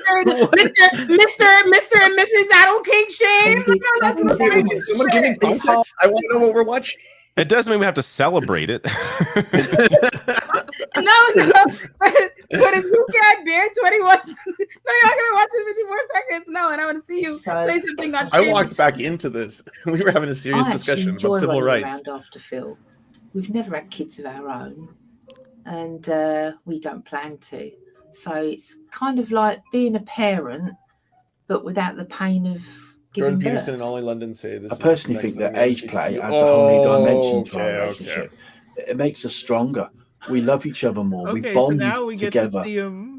That's great. Hope that people can leave us to live our lives the way we want to live. I'm sorry. Isn't this just your regular straight cis man, heterosexual who happens to also have a kink? Like, what does this have to do with the gay or the queer community? There has nothing. Gay's fault. Okay, all right. I finally understand. And I just want to point out here, as bizarre as we may think that this is, which is it's odd for sure. They're more happy than Steven Crowder is right now, so he has to live with that. Has anyone? I'm sorry, I was looking at something else that popped up on my screen, so I might have missed if someone said it. But did someone point out that the guy who tweeted this video out is the guy who pull the video up again? What was the exact words? What was the exact wording of his tweet? Adult men identifying as babies. Ollie London makes fun of these people. This is the guy who was an adult man identifying as a Korean person when they were white. He wanted to. So he was most known for wanting to become like one of the singers in BTS and an extreme racist. He was going to the point where he's like, I need to get penis reduction surgery to be more Korean. I'm going to pay for that surgery when I find a doctor who will do it. I was like, you know what's so ridiculous about this? You won't learn anything about the culture, the language, the history, anything. This is what you were reducing the experience of being Korean down to. Like, this is so fucking weird. And now it's the expert. Now Ollie London is like paraded around by the right. The other thing that's really fucked about this is like they use the identifying as language when like in the video he's doing like he's speaking normally and doing like a recap. Like he's not identified. It's just role play. You know, like people role play all the time. That doesn't mean you identify as something. Also, his entire day isn't him being a baby, I don't think. Right? Yeah, he like, clocks out, you know. Yeah, he does clock out. That's true. I'm all spent on this topic. Whoever gets them, let me see. Hold on, let me get to Look at it. Mike just leaves. He's the one that brought this up, and he just like gets out of this conversation. Here's the like bye. The only You did this to us. decision that's been made all evening here. That's pretty. Okay, well, you know what we haven't talked about yet? Tucker What? Carlson getting fired. Come on. Oh, we did. How did we not talk about that? Happened yet? this week. I know. Because a lot's happened this week. So, folks, Yeah, Tucker Carlson got fired. End of story. There you go. Thing is, like, video that he posted from his like cabin. Yeah, that was. It's such a creepy. weird. Yeah. It's him doing like a Fox monologue, but there's no graphics, there's no proper lighting, there's no proper audio. Like it's just He's like haunted. It's very weird. It's Right. really It's him talking about how he doesn't need legacy media while using the worst production values and showing exactly that he does need everything that legacy media offered him. Yeah. I'm just gonna play a bit of it because I'm not watching 2 minutes of this shit.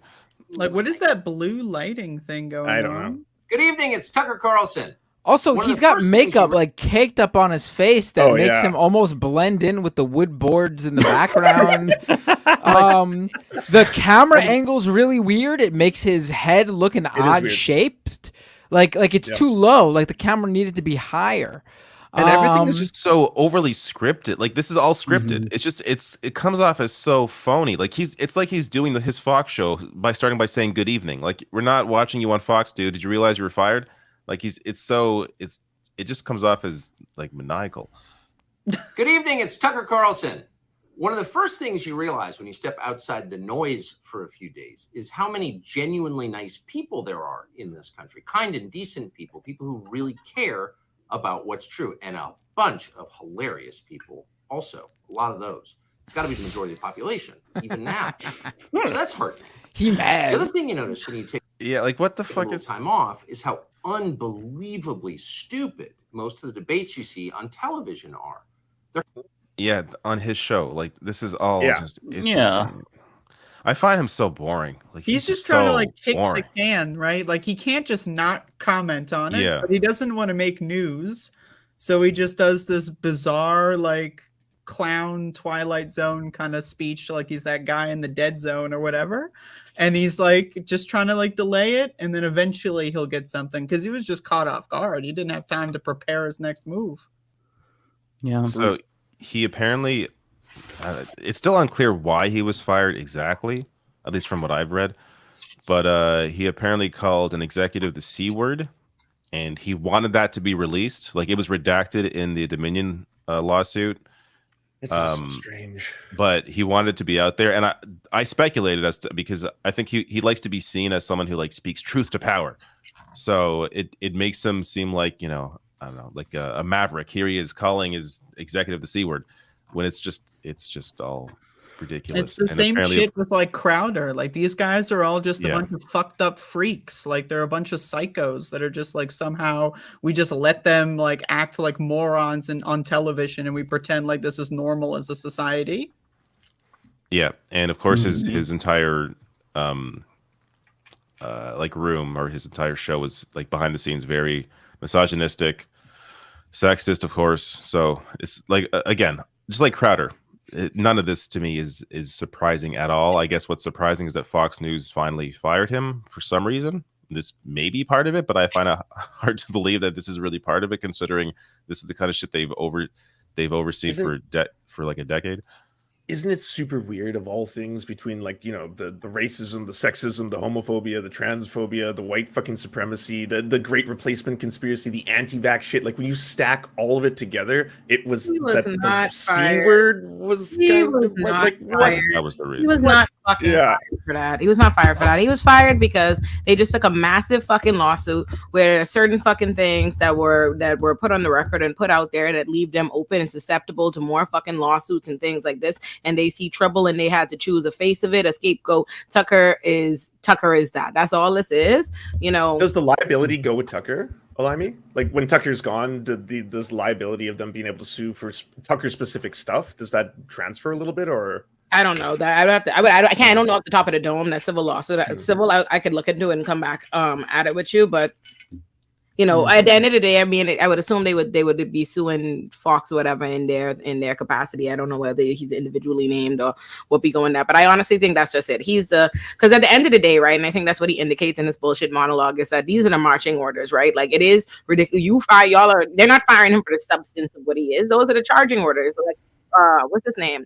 What is that man's name? Tucker Carlson is somebody who he does for a check. Who like, this is the agenda, this is what y'all want, blah blah blah, and he will go and say and switch and whatever it is. So it's not about anything he particularly did. It's the fact that right now they just lost a bunch of money and a lawsuit. And this is not the first time. Like remember when they had a big lawsuit for Tucker Carlson years back.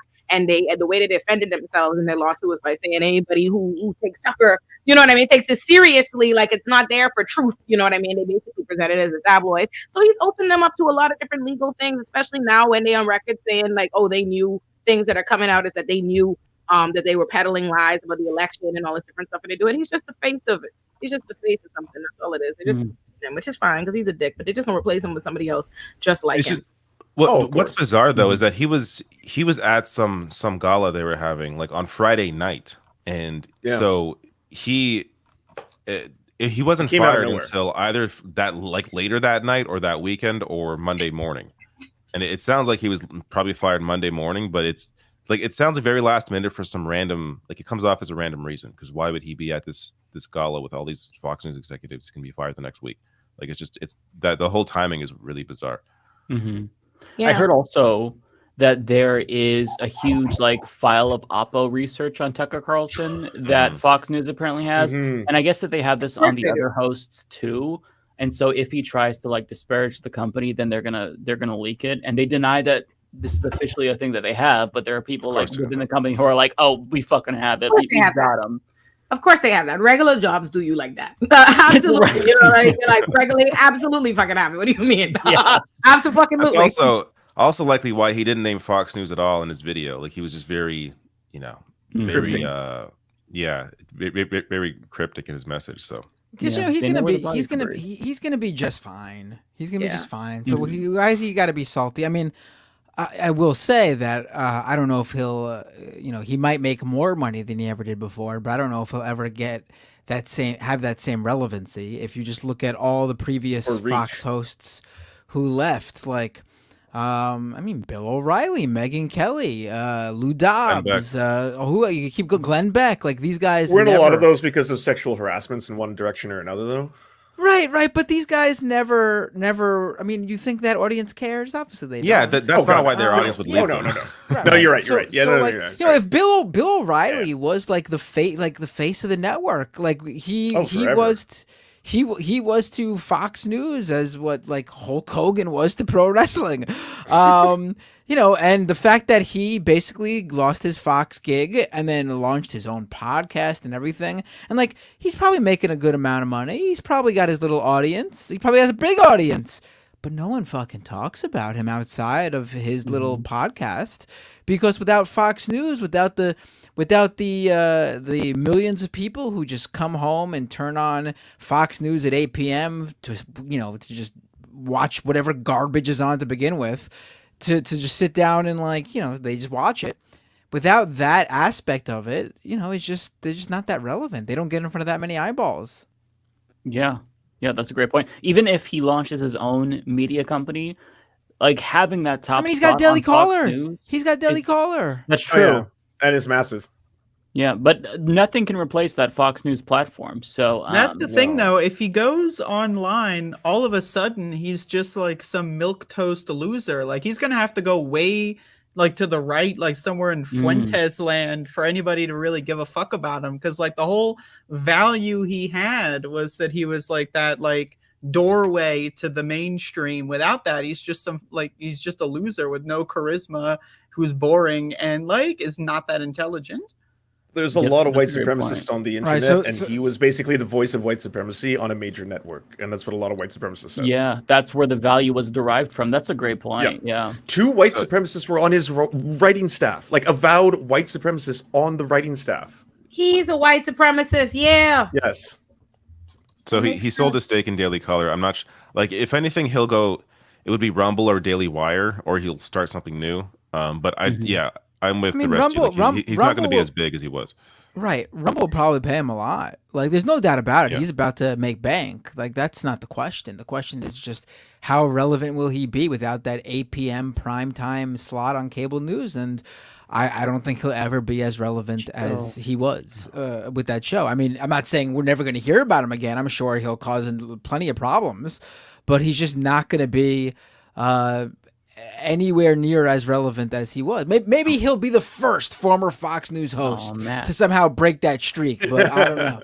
If he runs for president, that would be the only possibility of him having some more power. But I mean, with Donald Trump running, there's no reason for any of these guys to this run. year, no. Or this time, no. But next cycle, who knows? Oh, maybe he'll be Trump's VP. Awesome. Love the doggies, Max, Chico. Love them. I gotta go feed Chico. Give me 1 minute.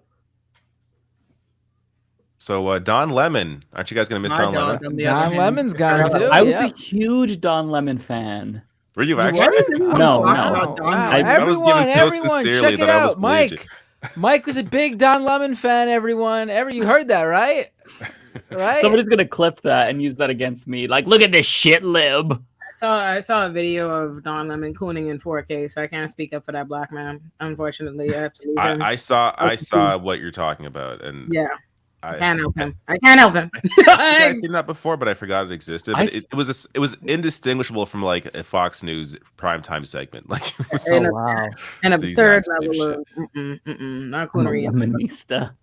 No, I finally saw the comments that he made about Nikki Haley. I didn't know what he said, but I was watching a video about it after he was fired, and the comments he made were like extremely sexist, like talking about a woman in their prime. Did you see it? This one, no. It was actually really bad. Like, I assumed it was like, okay, it's Don Lemon, it's milquetoast. It's not going to be anything like super spicy, right?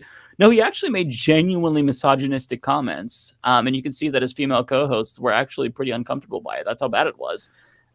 So he was, I think he was suspended for like a day or something after that happened. And then he apologized. Wow, that he is came brutal. back. Getting suspended for a day. Holy shit! I forget how long it was, but it was like it was at least a day. And then he apologized. He came back, and it seemed like everything was fine. But then there was all these stories being leaked about how horrible he is behind the scenes. I guess there was a fight between him and his co-host over her butting in too much or something. So it sounded like CNN was like intentionally leaking some of these stories because they were planning to get rid of him.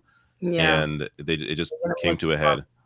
Yeah, I mean, I don't know necessarily. So I think the comments are obviously misogynistic, fucked up. But I don't necessarily think that like you should be suspended for them, because the reality is, if you're in a world of commentating in the news, you're going to say things, and what becomes the metric for like what is unsayable, or you need, especially when I think we have to be honest. We live in a patriarchal society. More people than not, keep it G real, are operating under some level of sexism, like patriarchy, misogyny, these kinds of things. You're gonna see that. And if so, anytime you see any symptom of what is the fucked up perspective, it becomes like punishment as opposed to drag him. I think he should be dragged. He should be criticized. His host should lay into him. All that should happen. But I don't know. What I actually liked about that segment is that they did push back on him. And yeah, that's what I'm saying. I think that is how it should be done. But I don't think it has to become where it's like, oh, now you are being suspended for it. No, that's the whole world of commentary. What becomes the rubric? You know what I'm saying? They should have a conversation about it, is what they should do. And yeah, exactly. But that's my team. Whatever. I think he's going to end up at News Nation, by the way. He'll be fine. He'll be fine. Like, just so y'all know, like, the man is fine. And I'm sure they had to pay him out mad bread. Like, mad bread. He's okay. He's okay. He's fine. He's all right. If you So here's his Fox News audition. really want to fix the problem, here's just 5 things that you should think about doing. Here's number 5. And if this doesn't apply to you, if you're not doing this, then it doesn't apply to you. I'm not talking about you. Here's number 5. Pull up your pants. Walking around with your ass and your Bill underwear Cosby. showing is not okay. In That was his fact, whole thing for a while. It comes from prison when they take away belts from the prisoner so that they can't make a weapon. And then it evolved into which role a prisoner would have during male-on-male prison sex. The one with the really low pants is a submissive one. Wasn't there that American? I've never wasn't seen there this. Wasn't that there You that could American not Idol pay me thing to like say 10 these years things. ago? Wasn't there like an American Idol thing 10 years ago where some like grandpa went on the show and was like pants on the ground, pants on Oh the ground? yeah, I remember him. Yeah. Do you all remember that? I do remember that. Yeah. feel like Don- I've and then they did an sounds familiar. auto-tune version of his song. It was very big I for. think a I few- saw the auto-tune. one. Right. I think that's Yeah. Right. That guy was an old that guy who did that was an old man like 10, 15 years ago, and Don Lemon is not an old man 10, 15 years ago saying this. Yeah, like what the fuck is this? You get my point? Number 4 now is the N-word.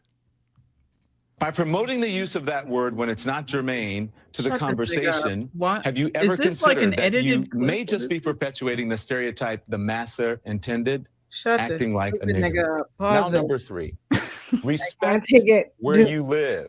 Oh, Start please turn it small by off not because we dropping- have the kind of audience. Did he play his own audience clip? Is that believe what- this? Okay, we have people in the chat that believe this. Okay, somebody 15 minutes ago. Right, somebody- yeah, I know. 15 David minutes Dole's ago, David Dole's YouTube chat's going, wow, Don Lemon makes some good Somebody, I swear to God, I'm not gonna check the That's comments. why we but I gotta just dispel know it. Somebody in That's David's why you gotta audience in the dispel it. comments is gonna be like, I wish Olay would actually listen, take notes to what Don Lemon was saying, and she should take some fucking notes. I Wearing swear. your pants at your ankles.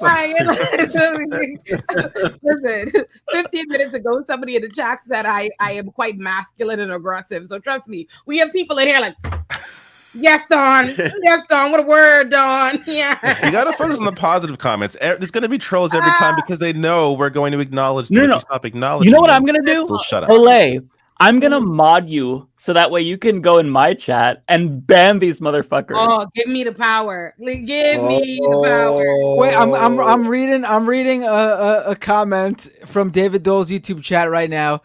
All right, let's Based go to yours. lemon. What's- Based lemon. I'm not even. Based lemon. that person's definitely trolling, but I appreciate it just so I can get that knock on Dave. They're watching. Behave. Okay. See, I have They're looking. intelligent commenters making funny jokes. That's what I have in my comment section. All right, what else? I don't know. Don Going Lemon to mod fired. Okay, I don't know who Illuminati cares.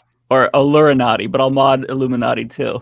Oh, I'm Nate not all Silver. you. Nate Silver gone from 538. That Nate one Silver. is Now he's got interesting. now he's got plenty much of time happened to this be an week. No one expert in cared. COVID without any credentials whatsoever for it. Once that guy moved away from math, he just became a complete joke. Like I haven't Moved heard to of math, bro. Nate Silver in fucking He's years. straight from the past. Right? Yeah, math's his only thing. 1 + 1, he's good at that shit. Everything else is just terrible. Oh, nice. So Adrian, my newest mod, shout out to her, says I haven't seen bad comments except for one, which we banned. So my chat is killing it tonight. You all should be proud of yourselves. Thank you, sweethearts. For that, you know what? I'll bless y'all with a Raheem. Let me go get him. Let me go get the cat. One second. Please. If you're good, positive reinforcement. This should be a lesson. Oh, Mike, you're a fellow dog owner. Did you hear the other day Steven Crowder was talking about how he's like, you know, when like your dog shits, what you got to do is grab his face and just push his face into it. And I was like, no, that's animal abuse. What the fuck? No, you don't do that. You have to do positive reinforcement for a lot of different things with dogs. You don't shove their face like that. Don't do that. Terrible. Abuse. All right. I've had enough of this Crowder guy. So if we're a real mafia, okay, we're gonna have to start proving it. Hi, Raheem. Oh, some people are asking, and we should say something because we don't run from things here on Leftist Mafia. Some people I saw asked what happened with Blair Illuminati.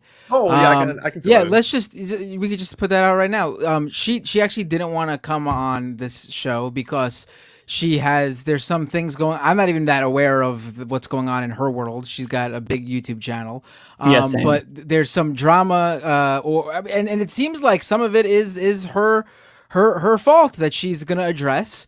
And she's going to basically explain what's been going on and I believe apologize to certain individuals in terms of like plagiarism or accusations and things like that. And she just didn't want to come on this episode and drag us into it. So she is going to put out a full video from her explaining everything. And if you still want us to, after that drops, if there's anything you think we need to address, I'll be happy to. We don't run from anything on this show. Yeah, we're holding each other accountable for sure. Right. Yep. All of us are gonna, at some point, we'll be embroiled in some drama. It's happened to all of us here, so you know. Okay, but also, I just want to make sure I say, like, I don't want to be any people's drama, and Blair is going to speak for herself. I think we should wrap this episode because she's going to put out a very thorough video addressing all the things that she has receipts and where Blair has accountability to take, and she has taken that with the legal stuff and blah blah blah. But a lot of this is just a bunch of motherfuckers like harassing her and running behind and doing a lot of bullshit that is not acceptable. So I just want to make sure I say that for my gal. Like, there are a lot of people on some bullshit, mistreating her, running around with a lot of fuck shit, a lot of stupidness, and I just want to make that my personal position. I don't speak for the whole leftist mafia, but I do want to say a lot of people do have Blair fucked up. That's just my. All right, she's a big YouTuber, so there's bound to be stuff like that. Yeah.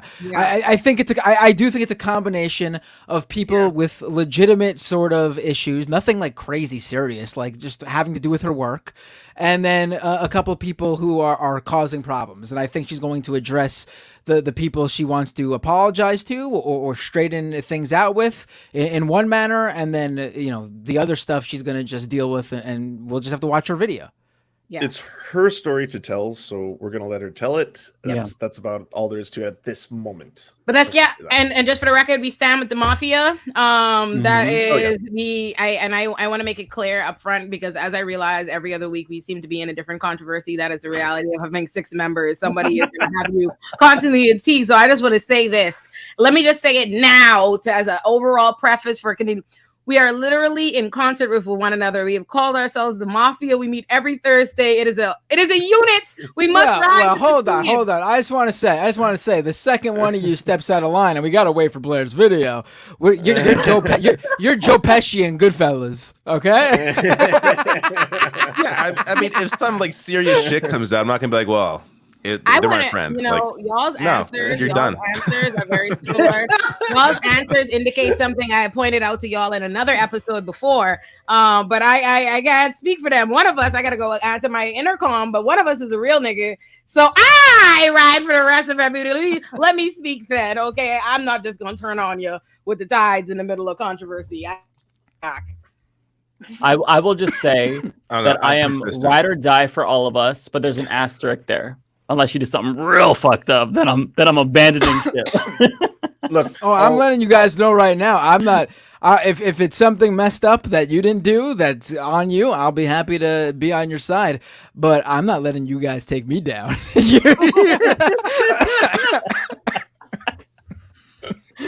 Listen, I don't know. I'm the way I see it is I don't need to be in everybody's drama and stuff. And I do think there is a certain level of the internet, and I want us to acknowledge where the internet creates town squares where they make things important that are not that fucking important. They create a lot of like intense controversy and anger over shit that is not that serious. It's an economy. And they also care about it. Everybody has their own platform and their different internet town square they're in. And I am not going to suddenly give a fuck about what the haters in an internet town square one of y'all got going on to like join it. So personally, I'm gonna ride with my niggas. Please, QC Murder, play the song here. That's how I feel.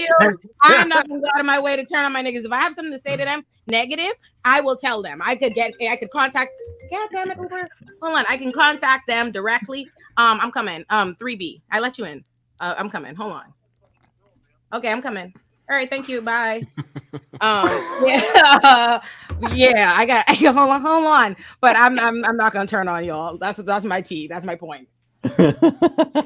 Oh, someone just asked if I am secretly on this stream sending information to Elon now that I got the blue check. That's why you're here. We got a mole. I guess we got to talk about that, right? We got to talk. We haven't talked about that. Oh yeah. By the way, everyone or should I say the mastodon in the room here, everybody? Everyone go post the meme underneath Matt Binder's tweets. This MFer pays for Twitter. It's not true, but he has a blue check, so get him. Right. So as you all know, last Thursday, a week ago, Elon Musk finally got rid of all the legacy verified people. The blue wedding. Lance lost his blue check. Mike lost his blue check. David, did you have a blue check to lose? I didn't mean anything by that. No. I think we started out now. You can't do this. I really wasn't sure. No, I never had one. I really wasn't sure. It's like your default setting. That's your neutral. Matt, I was always cool. I was always with the cool crowd. The rest of you losers. I'm so sick. Hey, you know when you want to be like, you don't even know me like that, but people do know you like that. Someone said in the comments, it was like, let me guess. Mickey D's just arrived for Olay. And I'm like, you don't fucking know me. Meanwhile. So fucking, I'm mad because I ain't ordered McDonald's in weeks that was on purpose. So to switch up and this how y'all gonna do me, nobody notices when I change. I also got McDonald's today. I'll confess.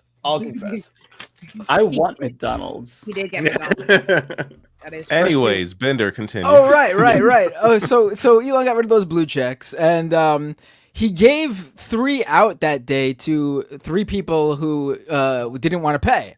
LeBron James, William Shatner, and Stephen King. Now, it seems like William Shatner asked for it, and Elon Musk is such a fan that he gave it to him. But LeBron James and Stephen King were both adamant that they didn't want it, they didn't want to pay, and he gave it to them anyway. And the thing there too, there's a funny story that came out where he actually straight up personally reached out to LeBron James and offered to give it to him for free, and LeBron James told him he did not want it, and they gave it to him anyway. Amazing. And then so I had a piece in the works because I knew this was going to eventually happen, and I reached out to the Twitter legend Drill. Everyone knows @Drill. He's the biggest name in weird Twitter, comedy, funny shit posting Twitter. Over 1.7 million followers for this hilarious guy who's up until recently completely anonymous. And I reached out to him and I wanted to get his thoughts on this hashtag he tweeted in November called Block the Blue. And he got back to me and he gave me all these great quotes that obviously no one had ever seen because he was directly responding to my questions. And I reached out to the band Eve 6, which is also very big in those circles on Twitter. And they were also tweeting about how they were going to block all the paid Twitter Blue users now that there were no more legacy verified users. And so I got all these interviews. I wrote about hashtag Block the Blue that published on Friday, the day after the blue checks were removed from the legacy verified accounts. The piece went viral. It got 10,000 likes, thousands of retweets. It has its own Know Your Meme page for Block the Blue. And Saturday, I noticed that Elon Musk was starting to tweets criticizing Block the Blue. There was one from Robert Scoble that specifically screenshot my article, and Elon Musk liked that. And if you don't recall, Robert Scoble is this old tech evangelist who single-handedly killed Google Glass when he posted a selfie of himself wearing Google Glass naked in a shower. And then Elon also liked this hilarious tweet from Tim Sweeney of Epic Games. He's the founder and CEO of Epic Games, the company that makes Fortnite. And you should pull this tweet up on the screen because it is really funny. I just dropped it in the chat. So the tweet reads, this is Tim Sweeney. People in this hashtag Block the Blue pressure campaign are losers and goons. They're the cool kids from junior high who work to exclude we nerds from cool kids events. So here he is actually saying, all right, the people who are paying for their blue checks, they're the fucking losers in high school. And all the people who are mocking us, they're actually really cool. You know what I hate, dude? Let me just say this. You're not the losers from high school. You're the losers. Full stop. That's the key. Right, this guy's a billionaire now, and here he is still talking about junior high school. what is the malfunction you have where like you have all the money in the world? There's no need for you to ever care about anything that happened when you were a kid.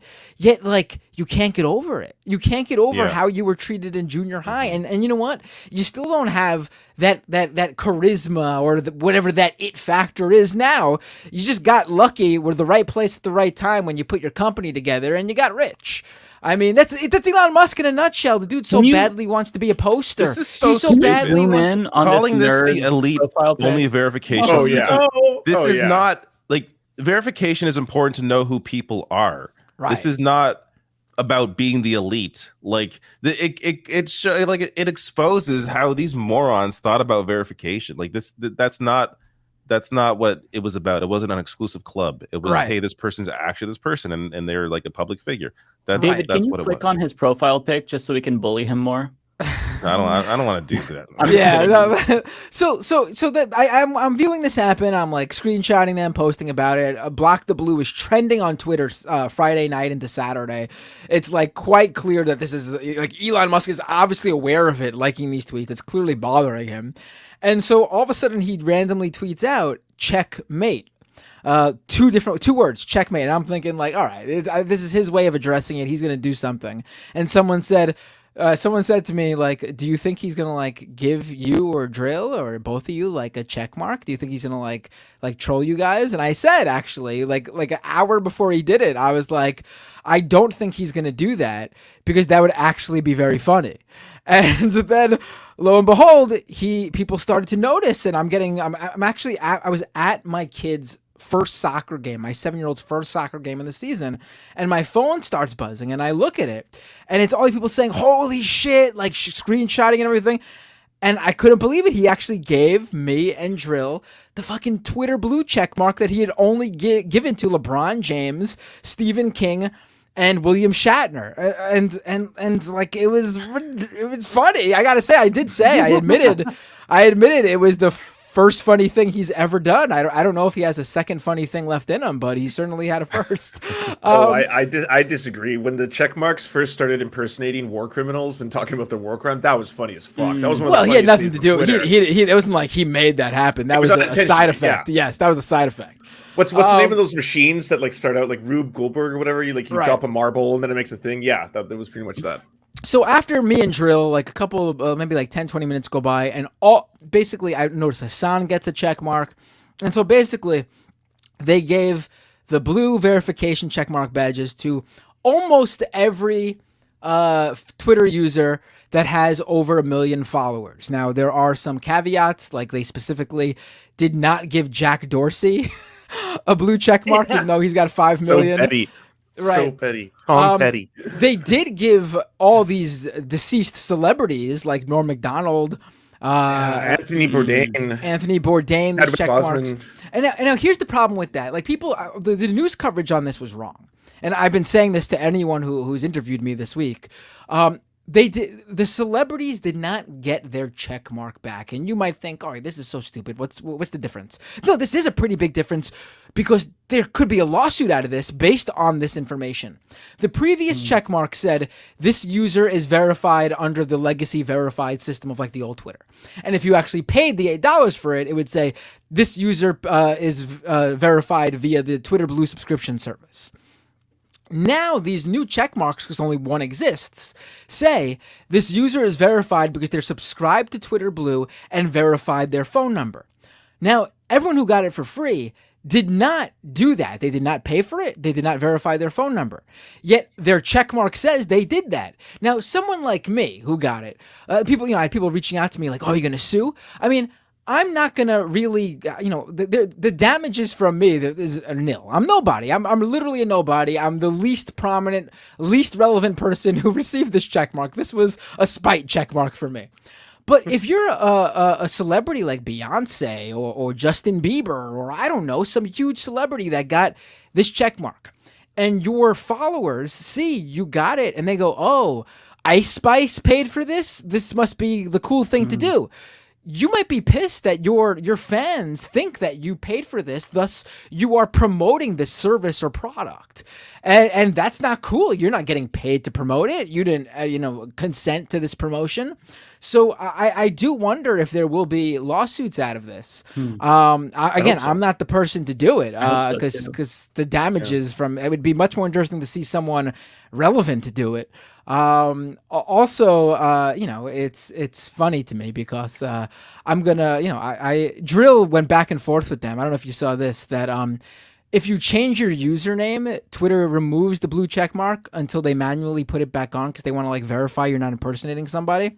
So Drill kept changing his username that day, and Twitter kept putting the check mark back on. So they were going back and forth, like he was fighting with Elon Musk. But now, he doesn't have the check mark, but his profile is completely locked. He can't change anything because they have to still manually put the check mark back on. I guess whoever was fighting with him that day went home for the left the office for that day. But see, for me, for Drill, that's very funny. But for me, I don't want to do that. For me, the funny thing was, and this is the first thing I thought of doing, I immediately did, was to needle all the conservatives paying Elon Musk $8. The first thing I know David saw it because he was the first reply I saw. I immediately went to one of Cat Turd's tweets where he was complaining that he was not getting enough reach for all the money he pays for Twitter Blue, and I was like, oh, you pay $8 for that? That's weird. Mine's free. I didn't see this, but that's amazing. Yeah, it's, and I'm gonna listen. People, I've seen tweets of people being like, "Who the fuck is this Matt Binder guy? He's just showing up in my For You feed now." Musk has given me the power of the algorithm, because if you pay for Twitter Blue, you don't just get the check mark. You get fed into everybody's feeds because the algorithm automatically promotes people with the blue check mark. So I'm just going to fucking use it to my advantage. I'm going to tweet unverified people who deserve to get attention into people's feeds. I'm going to continue to do my work reporting on Twitter and Musk, and that'll be forced into everybody's feeds. So, as long as it's there at this point, unless they take it away from me, I'm going to just roll with it. I'm not paying for it. That's amazing. I had to ask you this, Matt, because you're the one who knows the most about this. In your estimation, and I want to get a prediction from you because I feel like you're going to be exactly right, and we can revisit this next week. How long do you think it's going to take for Elon Musk to block anyone or ban or penalize anyone for promoting their Blue Sky accounts on Twitter? Oh, I don't think he's going to target individuals because that would be too. I think that would outrage even his users. I'm assuming but he's gonna do treatment, right? That's what I thought. That's what I thought. Put it on Blue Sky, so whatever the word is for that. Right. I saw this reporter Zooey with Platformer. She's one of a really good reporter on the Twitter beat. She's in there's this app called Blind that's really big in the tech industry. It's basically an anonymous private chat for your company, and basically there's a Meta blind chat. There's a TikTok blind chat, and basically all these tech workers go in their company's chat and just talk shit openly about what's going on behind the scenes in their company, because it's an anonymous app for that reason. And according to her, I guess she has access to the Twitter blind chat. They were all just talking about Blue Sky today. I think they're worried. I think they are. I mean, there were all these different alternatives. None of them took off.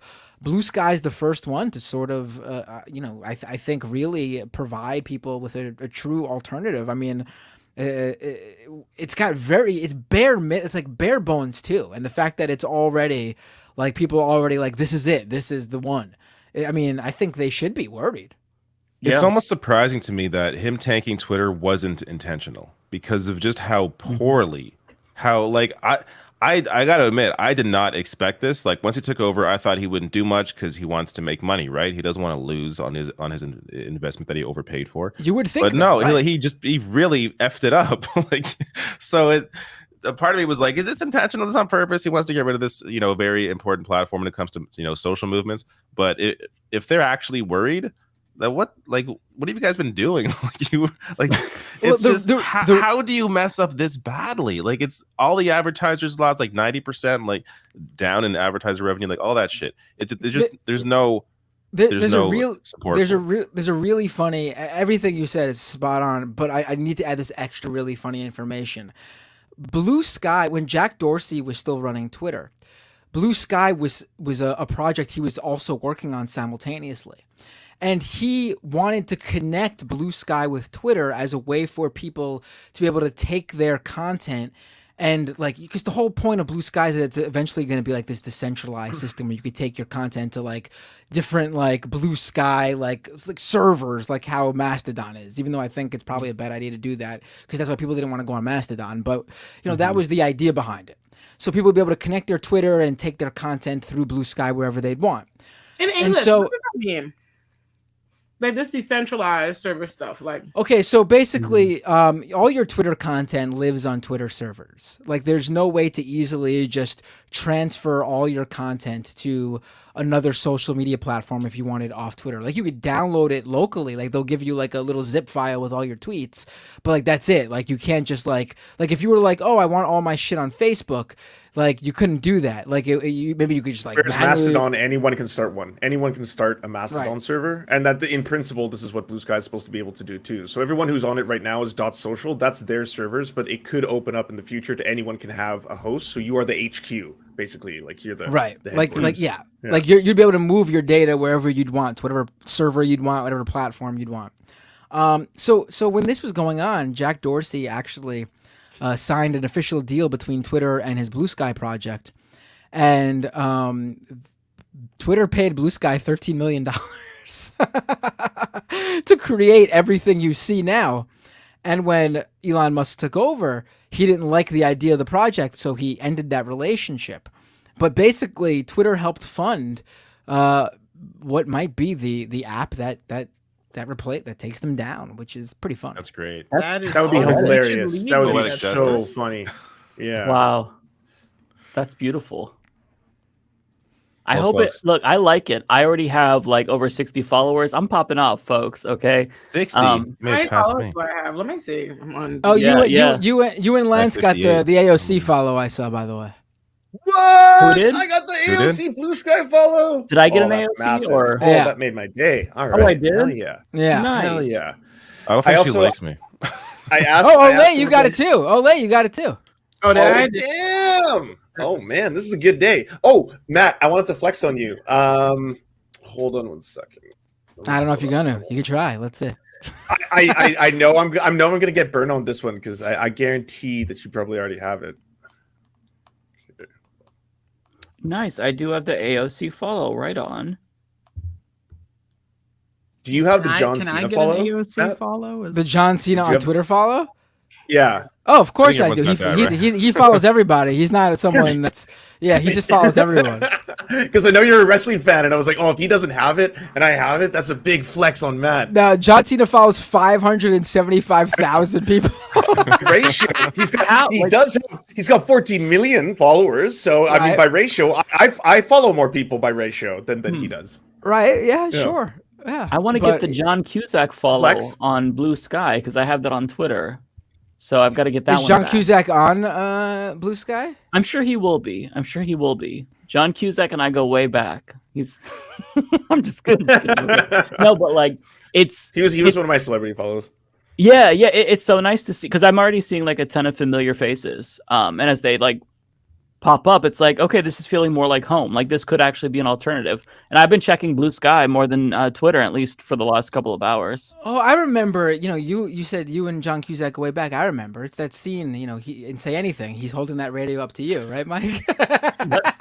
Thank you for remembering. No, okay, you want to know what's funny is that, so like a couple of years ago, I posted a fake screenshot of me on Tucker Carlson's program. And then a bunch of Jimmy Dore supporters, they were like attacking me as like a hypocrite since I criticized Jimmy Dore for going on. And John Cusack quote tweeted that. And he's like, I wish people who I respect would stop going on Tucker Carlson or something like that.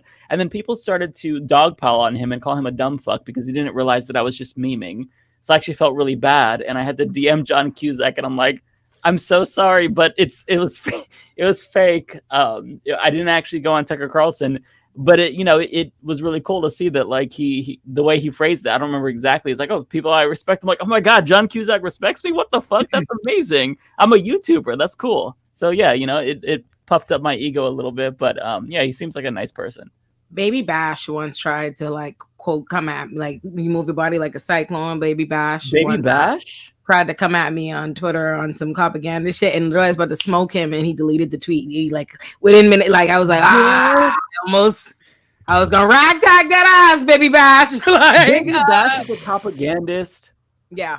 Also, let me say hi to I saw it like 15 minutes ago, but I was off screen. I saw the Vanguard say hey to us in the comments. So hey to the Vanguard. Oh, hey, Vanguard. Gavin, we love you. Well, I love you.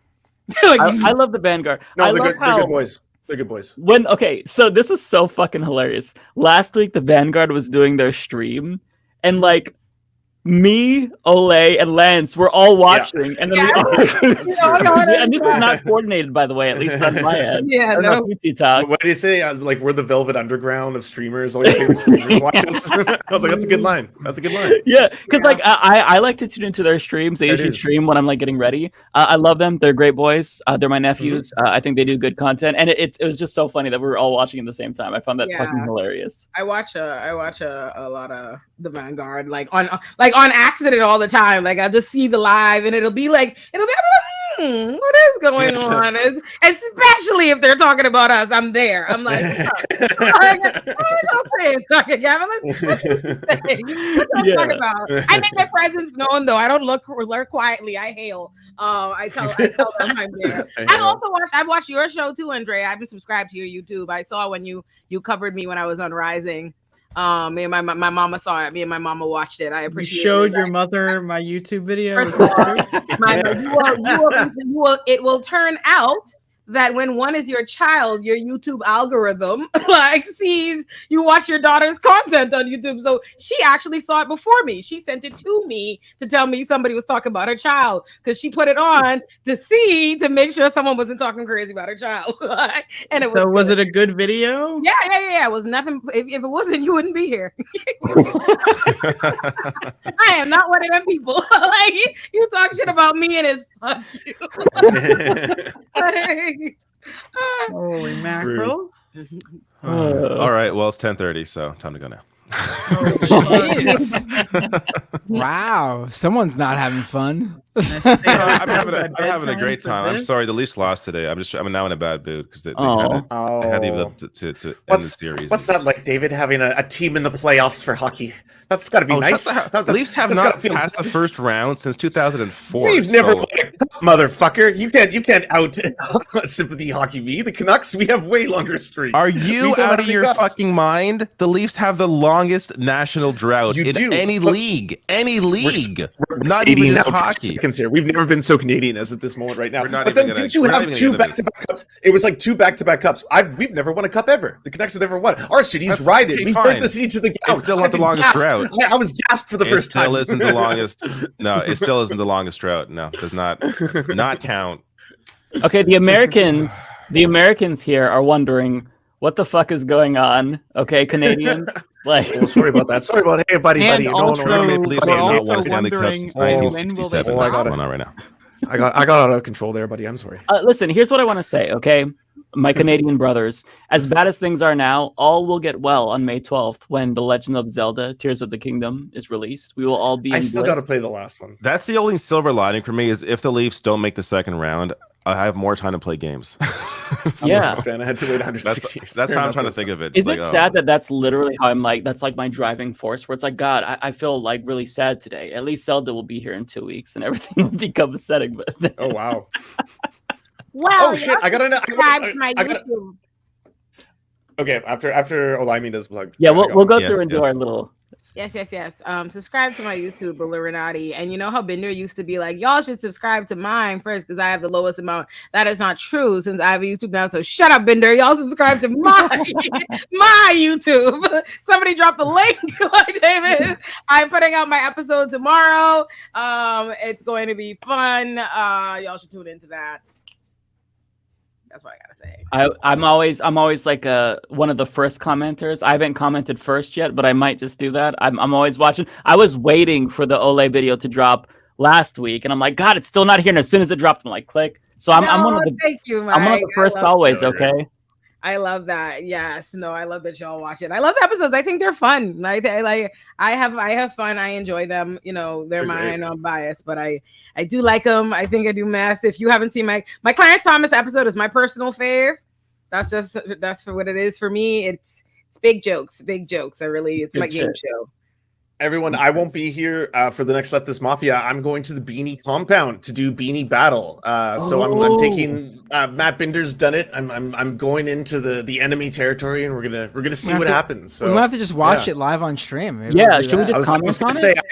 I grant y'all broadcast rights. I grant you broadcast rights. Yeah. Will we see your full body? Is it just you'll see me from I think here? It's like I don't know, Matt. I saw you from about like here. Right? Have you ever stood up?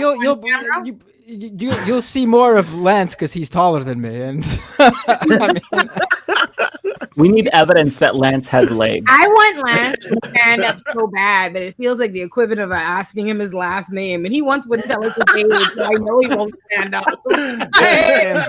If he stands up, all we get is crotch. So maybe he shouldn't stand up. Oh yeah, you just reminded me. You just reminded me. Right in front of the camera. You just remind me, Lance. I on Twitter, I got into a little spat with this guy ALX, like this. He's an Elon Musk guy. Alex, he's a right-wing Elon Musk guy. The one with the red, like NFT logo or whatever. Yeah. And I saw his tweet, and I was going back and forth with him because I thought it was funny. But Lydia, the former producer or booking person for Tim Pool, was I guess wanted to like say something about me and help out that guy Alex or something. And she said to people, she was like, and this is really funny because she's only knows this from our backstage interactions. She was like, I need everybody to know this about Matt Binder. This guy is only 5'2". Everyone needs to know that about Matt Binder. So she was like using this behind the scenes knowledge that she only knows from my Tim Pool appearance. First of all, I said this, I forgot when I said this, but I'm saying it here too.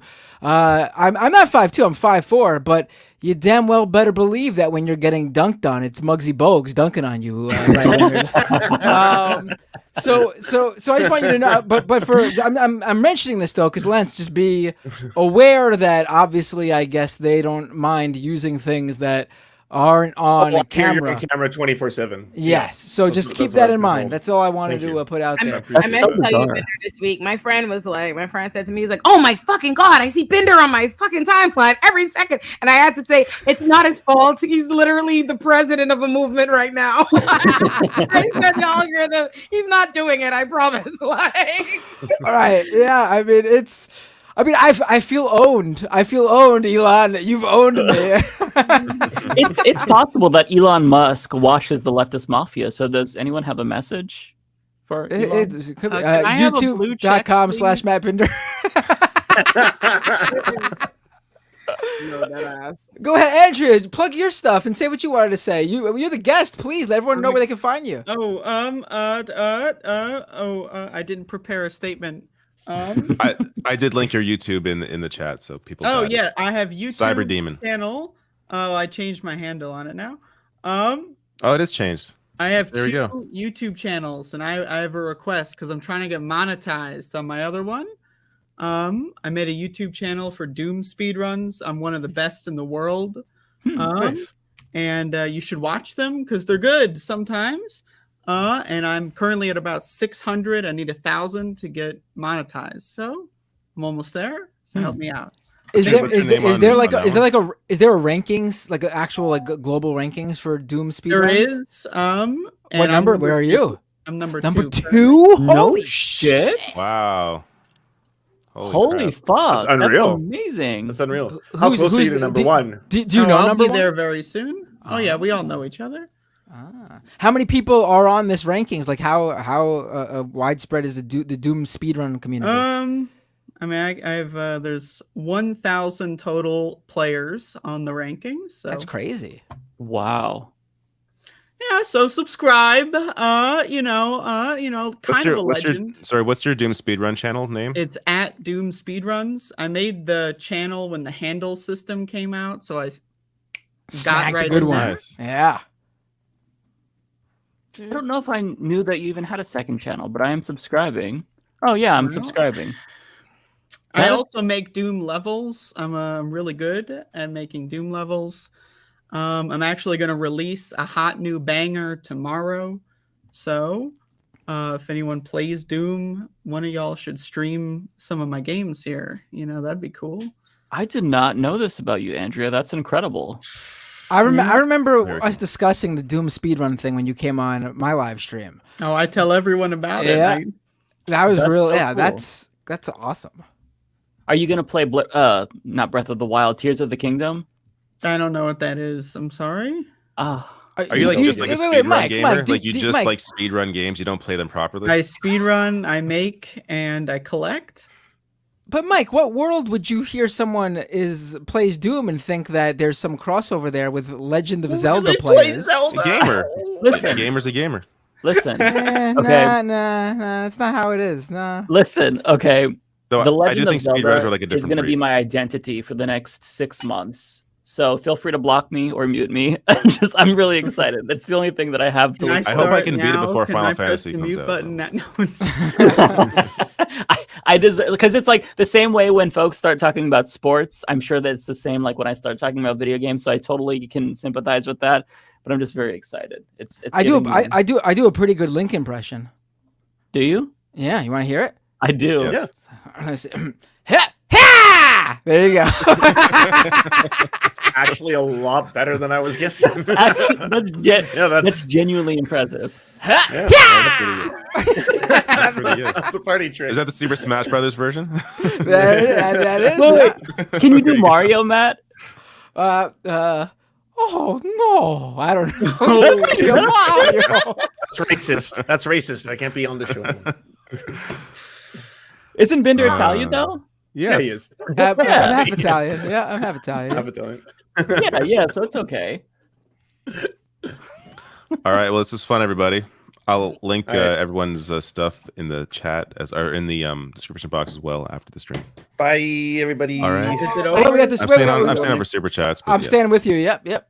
Yeah, stick around for super chats with the Beardy Bros, where we read our super chats. Can I stay, or do I have to go? If you want, yeah. Absolutely, yeah. Oh. This is a yeah. thing. You'll be doing this. Hold on. There's an after party.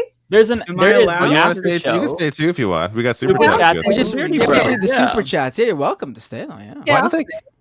I used to be able to like see them specifically and go to them, and they took that ability away. Now I have to go to my own. I got to pull up my super chat page too. What happens every week is that me and Matt filibuster while David gets increasingly tired, and then I feel very bad. Right.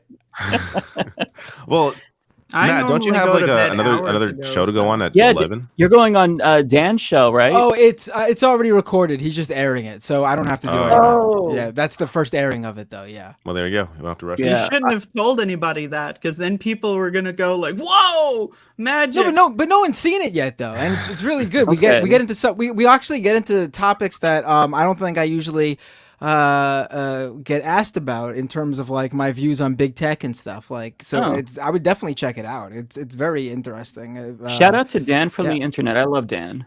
Right. I just didn't want anyone to think that like I didn't want a lot of people. If I'm on here, if we just go late and I'm on here, and then they go to Dan and see me talking there, that would be. I'm not gonna pretend I'm live. But no one's seen it, so it's live to them. I'm gonna roll through like 3 at a time. I'm not sure how many you guys have. I actually have a lot today, surprisingly. Zero PE says, "Love you, Andrea." There you go. Wait, Zero what? PE. Zero PE says, "Love you, Andrea." Can you put them on the screen? I could drop this right now too. Zero PE. I can't because I can't find them in the StreamYard chat. If that were a true statement, I would be the one getting the super chat. Is that not correct? I actually got that same super chat from Zero PE. Same. Everyone's getting money but me. Apparently, I mean, what the fuck? Like, hello? Well, because you're not streaming. That's why. You could have. You actually could have streamed from the Oh, now the app. well, now I missed my opportunity at I'm fame sorry. and fortune. We got to try again. Fuck. That's funny. I will Venmo you the 199 super chat, Andrea. All right, you should. You Just should. send me your details after. I will. I don't actually have Here- Venmo. this I'm one's not- for I'm not Olay. making Here a you go. BK Fine 25 says, "Love y'all, sup Olay girl." Hey. Damn! Wow. And my third one here, El Luchadork says, "It's Crowder's children's fault. Change my mind." It's definitely their fault. All right, someone else now. I've got one from Moifelicita, says support Zooey Zephyr, heart emoji and trans flag. Absolutely. Love Zooey. Lizzie Bennett says Bluesky, what happened to Mastodon? We're all a little bit too confused. I'm Well, too the much of a boomer. mastodons actually went extinct. There you go. There you go. And I have one from Lizzie Bennett, another one from Lizzie saying, "Congrats on over 400k subs, Mike. I hope you guys go over." Yeah, very. Congrats. Oh yeah, I was in the congratulations, 300Ks. buddy. Huh? I said congratulations. Oh, thank you. I was stuck at net zero growth for a year and a half. So to Really? finally move forward. What do you think very- what do you think happened? What do you think that? Why do you think that is? It was at the same period when other folks were also not growing as fast. Part of it is I think that YouTube thought that I was a conspiracy theorist because I talked a lot about like anti-vax stuff in 2021, which is when I had a lot of lack of growth. But then again, it's hard to say honestly, but for whatever reason, I'm moving again and the algorithm has blessed me and I will continue to try to please the oh so holy algorithm because I don't know what the fuck I changed, but it's going, so I'm happy. I'm willing to bet you changed nothing, and you're thinking too much into it. You're probably no, right. No. The algorithm really is a science. I bet it really is something. Like I'm sure it is. All right. I'm not sure if you guys get this, but I get videos that like so the occasional video I have that like pops off. It goes up and then it's like flat, like a flat line.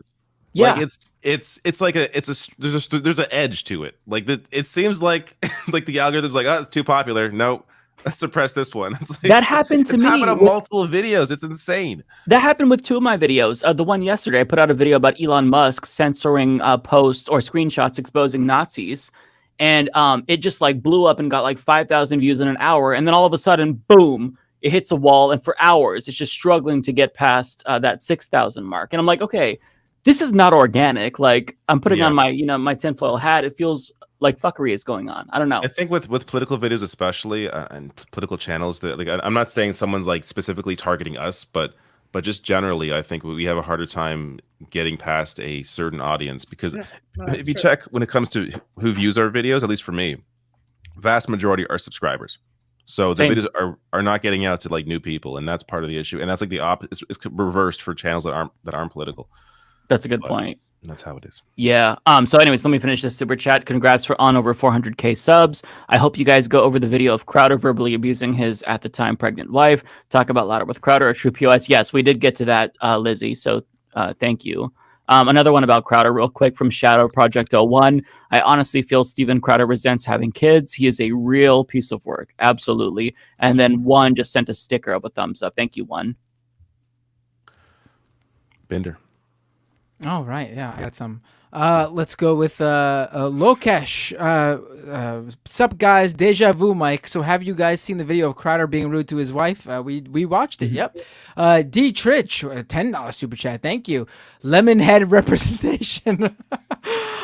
Michael with a $25 super chat. Geez, so kind. I look forward to this every week. You are all so awesome. I think this is really, honestly, I really do see. I see this is taking off. Like we are growing very fast, and this is only episode 21. Yeah, this is we got something going here. I think I literally look forward to like Thursday is my favorite day because I'm so excited. Yeah, like, right. Well, I'm enjoy excited it. because I go on Majority Part early that day, but Leftist Mafia is okay too. No, I'm joking. I do enjoy the you, Emma, and like your banter is really great, and also oh my god.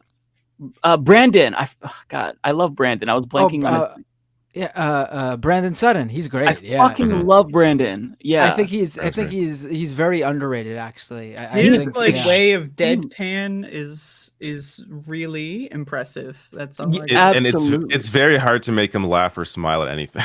Yes. Yeah. I was on a stream with him for the 2016 DNC convention. And he was so fucking hilarious. So I've been a long time fan of Brandon. We've got to bring him on one of these days too. Absolutely. Definitely. Narrator with 2 separate super chats.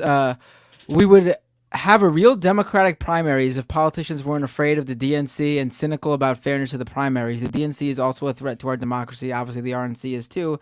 I mean, I think it's just hard to get into this fight this year when there's really no one running. I mean, yes, Marianne Williamson and Robert Kennedy Jr. I mean, it's just like, it's just that's just not the fight to have right now in terms of the DNC fight. Like, I would love to see Marianne just organically make it bigger, and then maybe we could talk about some sort of debate being an issue. But as it stands right now, it's just hard for me to get worked up about it. Do you guys feel like the same, right? Yeah, and my heart's been broken enough. You notice once Kennedy came in, polling for him shot above Marianne immediately because it's not about issues. It's about we want someone that's not Biden. Oh, Kennedy, I know that name. I'll say him in a poll. Yeah. Once they find out about him, it wouldn't surprise me if Marianne actually retakes that lead. Yeah, honestly. that's what. Yeah, exactly. That killed my faith in humanity. Seeing this anti-vax fucking moron just leapfrog Marianne. That honestly, That's all just name recognition. That's the one that's the straw that broke the camel's back. Well, I mean, there's a lot, but like that's the one that we're. I ain't even heard of this person y'all talking about. I don't even know who this is. You don't need to hear it. It's not important. He's a freak. We'll just put it that way. He goes on the Jimmy Dore show, or does he? He's like the third Bobby Kennedy child. On there, I remember seeing either Jimmy covered him a lot or whatever. Right. Okay, the Kennedy verse. I did hear about that because I was like, another fucking Kennedy? Oh my god, they didn't get out of Kennedys yet. How many Kennedys are there? Can we end the line already? Can you all stop getting in politics? That sounded bad. Not end the line. On these guys. He wasn't always like this. Sam Cedar hosted a show with him on Ring of Fire, over a decade ago or something like that, and he wasn't always like this. Like something happened, and then they had to as he first started getting into it, they then had to let him go. They couldn't keep doing a show with him once he went into this anti-vaxxer stuff, and then he just went full bore. This was his whole personality to the point where he is probably the most prominent anti-vax voice in the world. I would say he is. This is his thing.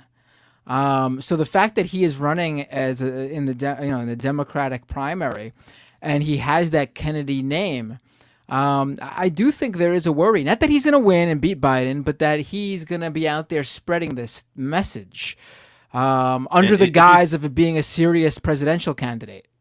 Yeah, and in his announcement, he mentioned other issues as well. He tried to.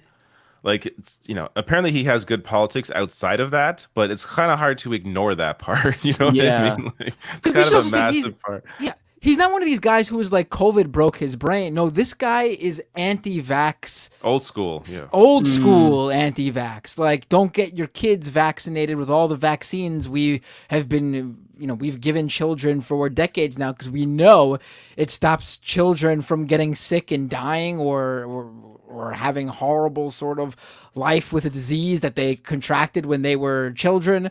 It's, this is, it's a bit, I think it's something to definitely keep your eye on, and it goes well beyond even electoral politics. Let's get back to super chats. Yeah. Narrator, historical efficiency of challenging incumbents is just a feel-good excuse. Left is best. Wanda with a super chat. Ben Dixon would be a great guest, and he watches Leftist Mafia. Yes, we need to put Ben Dixon on the list. Yeah, definitely. For sure. Yes. And my boy, I could ask him. I love Ben. Yeah, definitely. Yeah. Nathan, it'd be cool to see Bo of the Fifth Column on the show. That's another name to put on the list. I don't know who that is. Kowalski with a super chat. Them ain't Crowder's kids. They are his dads. I don't get that one. I like it, but I don't understand. You say okay. I don't want to get into that. Yeah, I don't even. Oh wait, no, I got it because Crowder's dad like acts like he owns Crowder and the show. Oh, like, that's right. He's the one pulling the strings. So I wonder how involved he is with this whole thing too. That's right. That's a good point. Yeah, Steven Crowder's. Olayemi may not know this. Steven Crowder's dad is also his manager and like completely controls his career, which adds a whole nother layer on this whole thing with Steven Crowder and his wife. I wonder how much of what Crowder is saying is actually being written by his dad. It's very weird relationship. Yes. Yeah. Omega with a super super freaky. I mean, fuck. Yeah. Omega with a super chat. We in agreement that with Crowder it's on site. Charlotte with a super chat. Olay is my spirit animal. Love you all too. Oh, thank you, Sugar Plum. And then Donald James with a super chat. Don't forget to ask Andrea if we can see Max, her dog. Didn't you show Max on the screen, Andrea? I think she did earlier. More Max. Down Max is a sweetie. He's like in the shadows right now. Yeah. It's hard to see him. I see an ear and a tail, I think. This is the best I can do. Max, say hi. You're on TV. Okay, I can see. Oh. Did you guys have any super chats you need to get to, or? Yeah, I got more. Yeah, I do have more also. You can go, David. Accuracy, who's the one that made the... Actually, we can show that remix video. Oh, maybe yeah. next week. Oh, Yeah, I like It's a that. sweet I like video, though. that. Yeah. Yeah. Yeah, we'll play that It next week. I says, hey, forgot. David, love the show. Laura Estrada is a new member. Thank you. That one guy says Crowder looked like Michael Cera in Arrested Development with muscle shirt. It looks like Michael Cera in Arrested Development with muscle shirt. That's so true. I hadn't thought about that, but that's an interesting connection. WizPig Tactics says Crowder talks to his wife like Tyler Perry villain. I haven't watched enough Tyler Perry movies to really comment on that. Al Luchador says, OMG, I didn't know about this. Sorry about my earlier Crowder comment. I'm a moron. I thought it was a joke, so no problems. Yeah, I thought it was a joke too. You're good. Coinster says, remember he was literally using his pregnant wife and unborn children to hide from Sam Cedar at this time too. That is true. He was like, what was that about? He couldn't be at the show or something because he canceled when he thought that Ethan Klein was going to bring on Sam, I think, because he saw that Sam wasn't live because they ended early to do the whole thing. And so he used like his kids or something. I don't remember the exact excuse, but yeah, he uses his kids. Narrator says we would have a real Democratic primaries if politicians weren't afraid of the DNC and cynical about fairness of the primaries. The DNC is also a threat to our democracy, obviously the RNC too. Narrator also says historically efficacy of challenging incumbents is just a feel-good excuse. Half the Democratic voters would prefer Biden not to run. I'm kind of confused with the comments. I'm too high for this one, man. I don't think it's a I don't think incumbency is an excuse not to run against some. People are doing it right now. It's inherent that people are like, hey, this is the president. More likely, it's just, I don't know.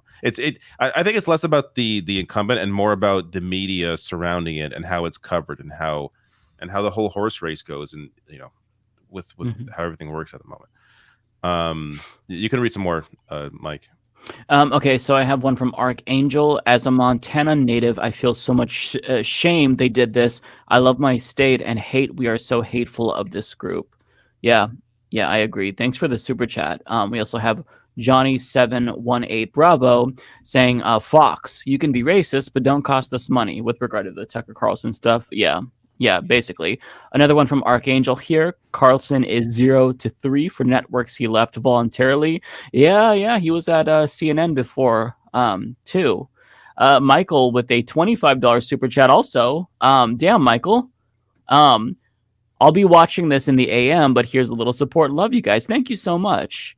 From Nick Chase, Mike, Tears of the Kingdom hype. Yes, I'm so fucking hyped.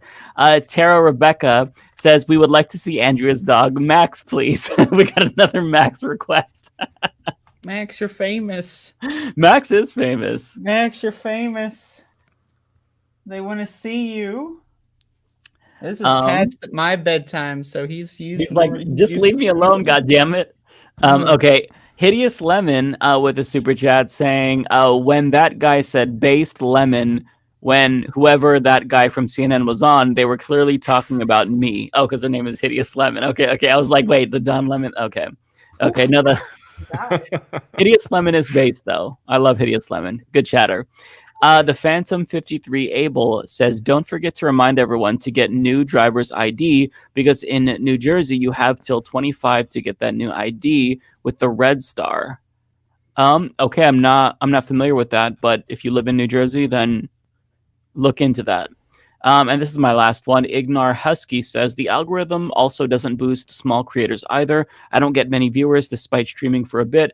Thanks, algorithm. Yeah, small creators really have it the worst, but everyone check out Ignore Husky. If they're good. Unless you're like, if you're a Nazi, then don't. But I'm sure you're a good person because you're watching us. Any more, Bender? I got one that just came in. Loic with a $11 Canadian super chat. This SpaceX story about the launch going completely sideways literally isn't being talked about. The FAA has grounded SpaceX. Right. It's too late to really go deep into it, but basically this big successful launch that SpaceX is talking about, there's an investigation from the FAA because they had basically, guaranteed that the debris from the explosion would only reach a certain, go so far. And it's turned out that the debris has completely spread super far, way further than they had said it would. People's homes, stores or something got their the store window glass blown out. Debris is landing on national reserves, I should say, with endangered species, wildlife living on these reserves. And people are not happy about this, obviously, and they should not be. I don't know what's going to happen from this. I don't know if SpaceX is actually going to need to delay any further flights. I think they should not be allowed to. I mean, they picked this spot knowing that it's in this area that there's endangered wildlife there. It should not have been approved if that's the case. And on top of that, it should not go forward if we're gonna, again, anything we discover out there means absolutely nothing if we destroy down here. It's just, William Shatner actually put it perfectly when he went up to space and they asked him about it. He was like, they expected him to be like, oh, so awesome, an adventure awaits us, let's go on a space journey. And he was like, I saw nothing out there, and then I looked down at this beautiful, round circle that we call Earth, and it was like, what are we doing? We need to save what we've got. We've got everything we need down there. Like that should be the take when we think of space.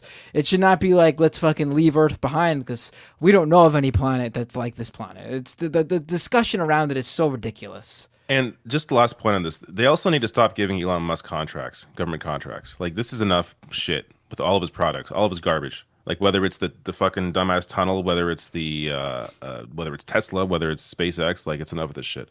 The problem is that U.S. government's backed themselves into a corner because Obama privatized the space exploration stuff.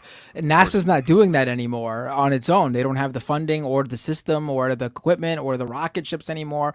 And when they privatized it, they picked SpaceX because SpaceX was the most advanced. It's not a very big industry. And so they've been funding SpaceX, and investors have been funding SpaceX for years because of this permission they've been getting and this partnership with NASA and this government AOK, that they should look elsewhere. They should actually let NASA handle all this. Yeah. But they'd now be so far behind, and every other company is so far behind that we'd lose time. They've backed themselves into a ridiculous corner. It was always a huge error to privatize this whole thing. Yeah. I have one super chat that I missed. Thank you, Tara, for pointing this out. It's from Greg Errett, who writes, unfortunate that Succession's ending, considering the Tucker Carlson drama, is a goldmine for content. I am just started season 3, so I don't know how it ended, so nobody spoil it for me. Although I shouldn't have said that now, because now that that's out into the ether, somebody's going to be like, hey, but never tell anyone what you haven't been spoiled. I know. Spoiled for you. I fucked up right there. I fucked up so All bad. right, I was gonna I'll just finish mine off here. Michael says, "Love what you guys do. This will help me get through part of my workday tomorrow." Thank you, Michael. N Starks says, "Did I miss the clowning on Crowder? I guess you did. Go back." Thank you, N Starks. Coinster says, "David Dole has the better chat, and we only deserve Raheem." There you go. My chat deserves Raheem too. Surfs TV most certainly deserves Raheem. And Mike's chat was good today. And this comes from someone that clearly wants to see Raheem, so I guess I have a good chat here in my chat. You know what? That's right. You know what, David? You're right. You're right. Thank you. Give me some credit. Thank you. Yes, your audience was good today. Let me incentivize that. Yes. Y'all were good. Actually, everybody was good. I got a lot of love in the comments. I seen it. Thank you. Last minute super chat here. Kowalski says Space Force must seize SpaceX and nationalize. Yeah, hell yeah. Agreed.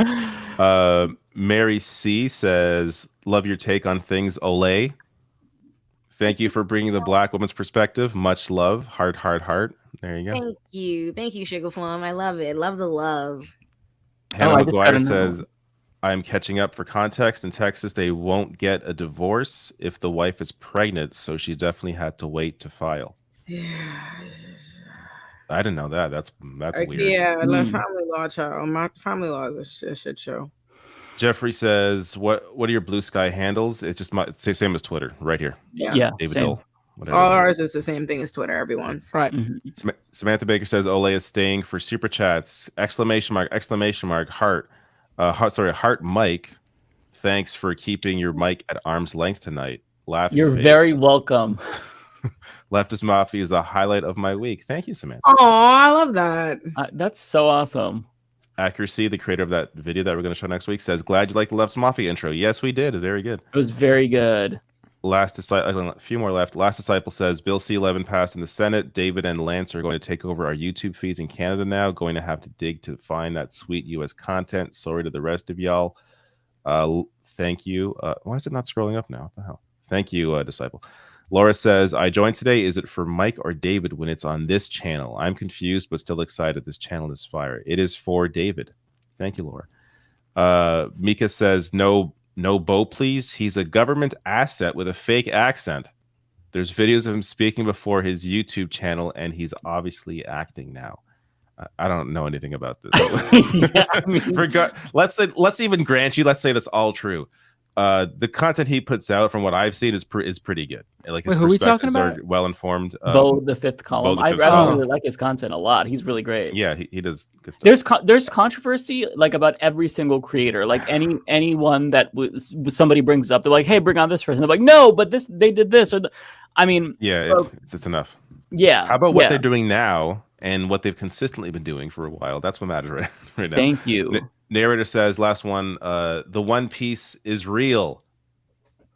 I'm not sure what that's in reference to, but thank you. The One Piece is real. Thank you for your very generous super chat, narrator. All right, last ones, people. Yeah, I have one more. This is from J Cobb K. Check out the recent drag queen march on Tallahassee. It was historic for Florida. The queen showed up and out. I fucking love that. I'll check it out. Hell yeah. All right. Oh, so much love in the comments. All right, y'all. Toodaloo. Check out my YouTube. Watch my video tomorrow. It's going to be great. Bye. Thank you, Andrew, for coming on. Next week. It is over, Andrew. When does it end? Yeah, and you can leave whenever you want, but I can. But when is it over, though? It's over now. It's over now. I'm about to hit the end broadcast. Do I get paid for this? There's a lot of super chats going around. I'll send you the one that was referencing you. There you go. Same. When you come back on, which you everybody. definitely will, we'll set it up so you could live stream to your channel too. Yes. Okay. Yeah. Yes. All right. Thank you all for the invitation, and I wish you a great evening. It was wonderful Thank you. having you. Thank you. Goodbye. Bye, Max. Also.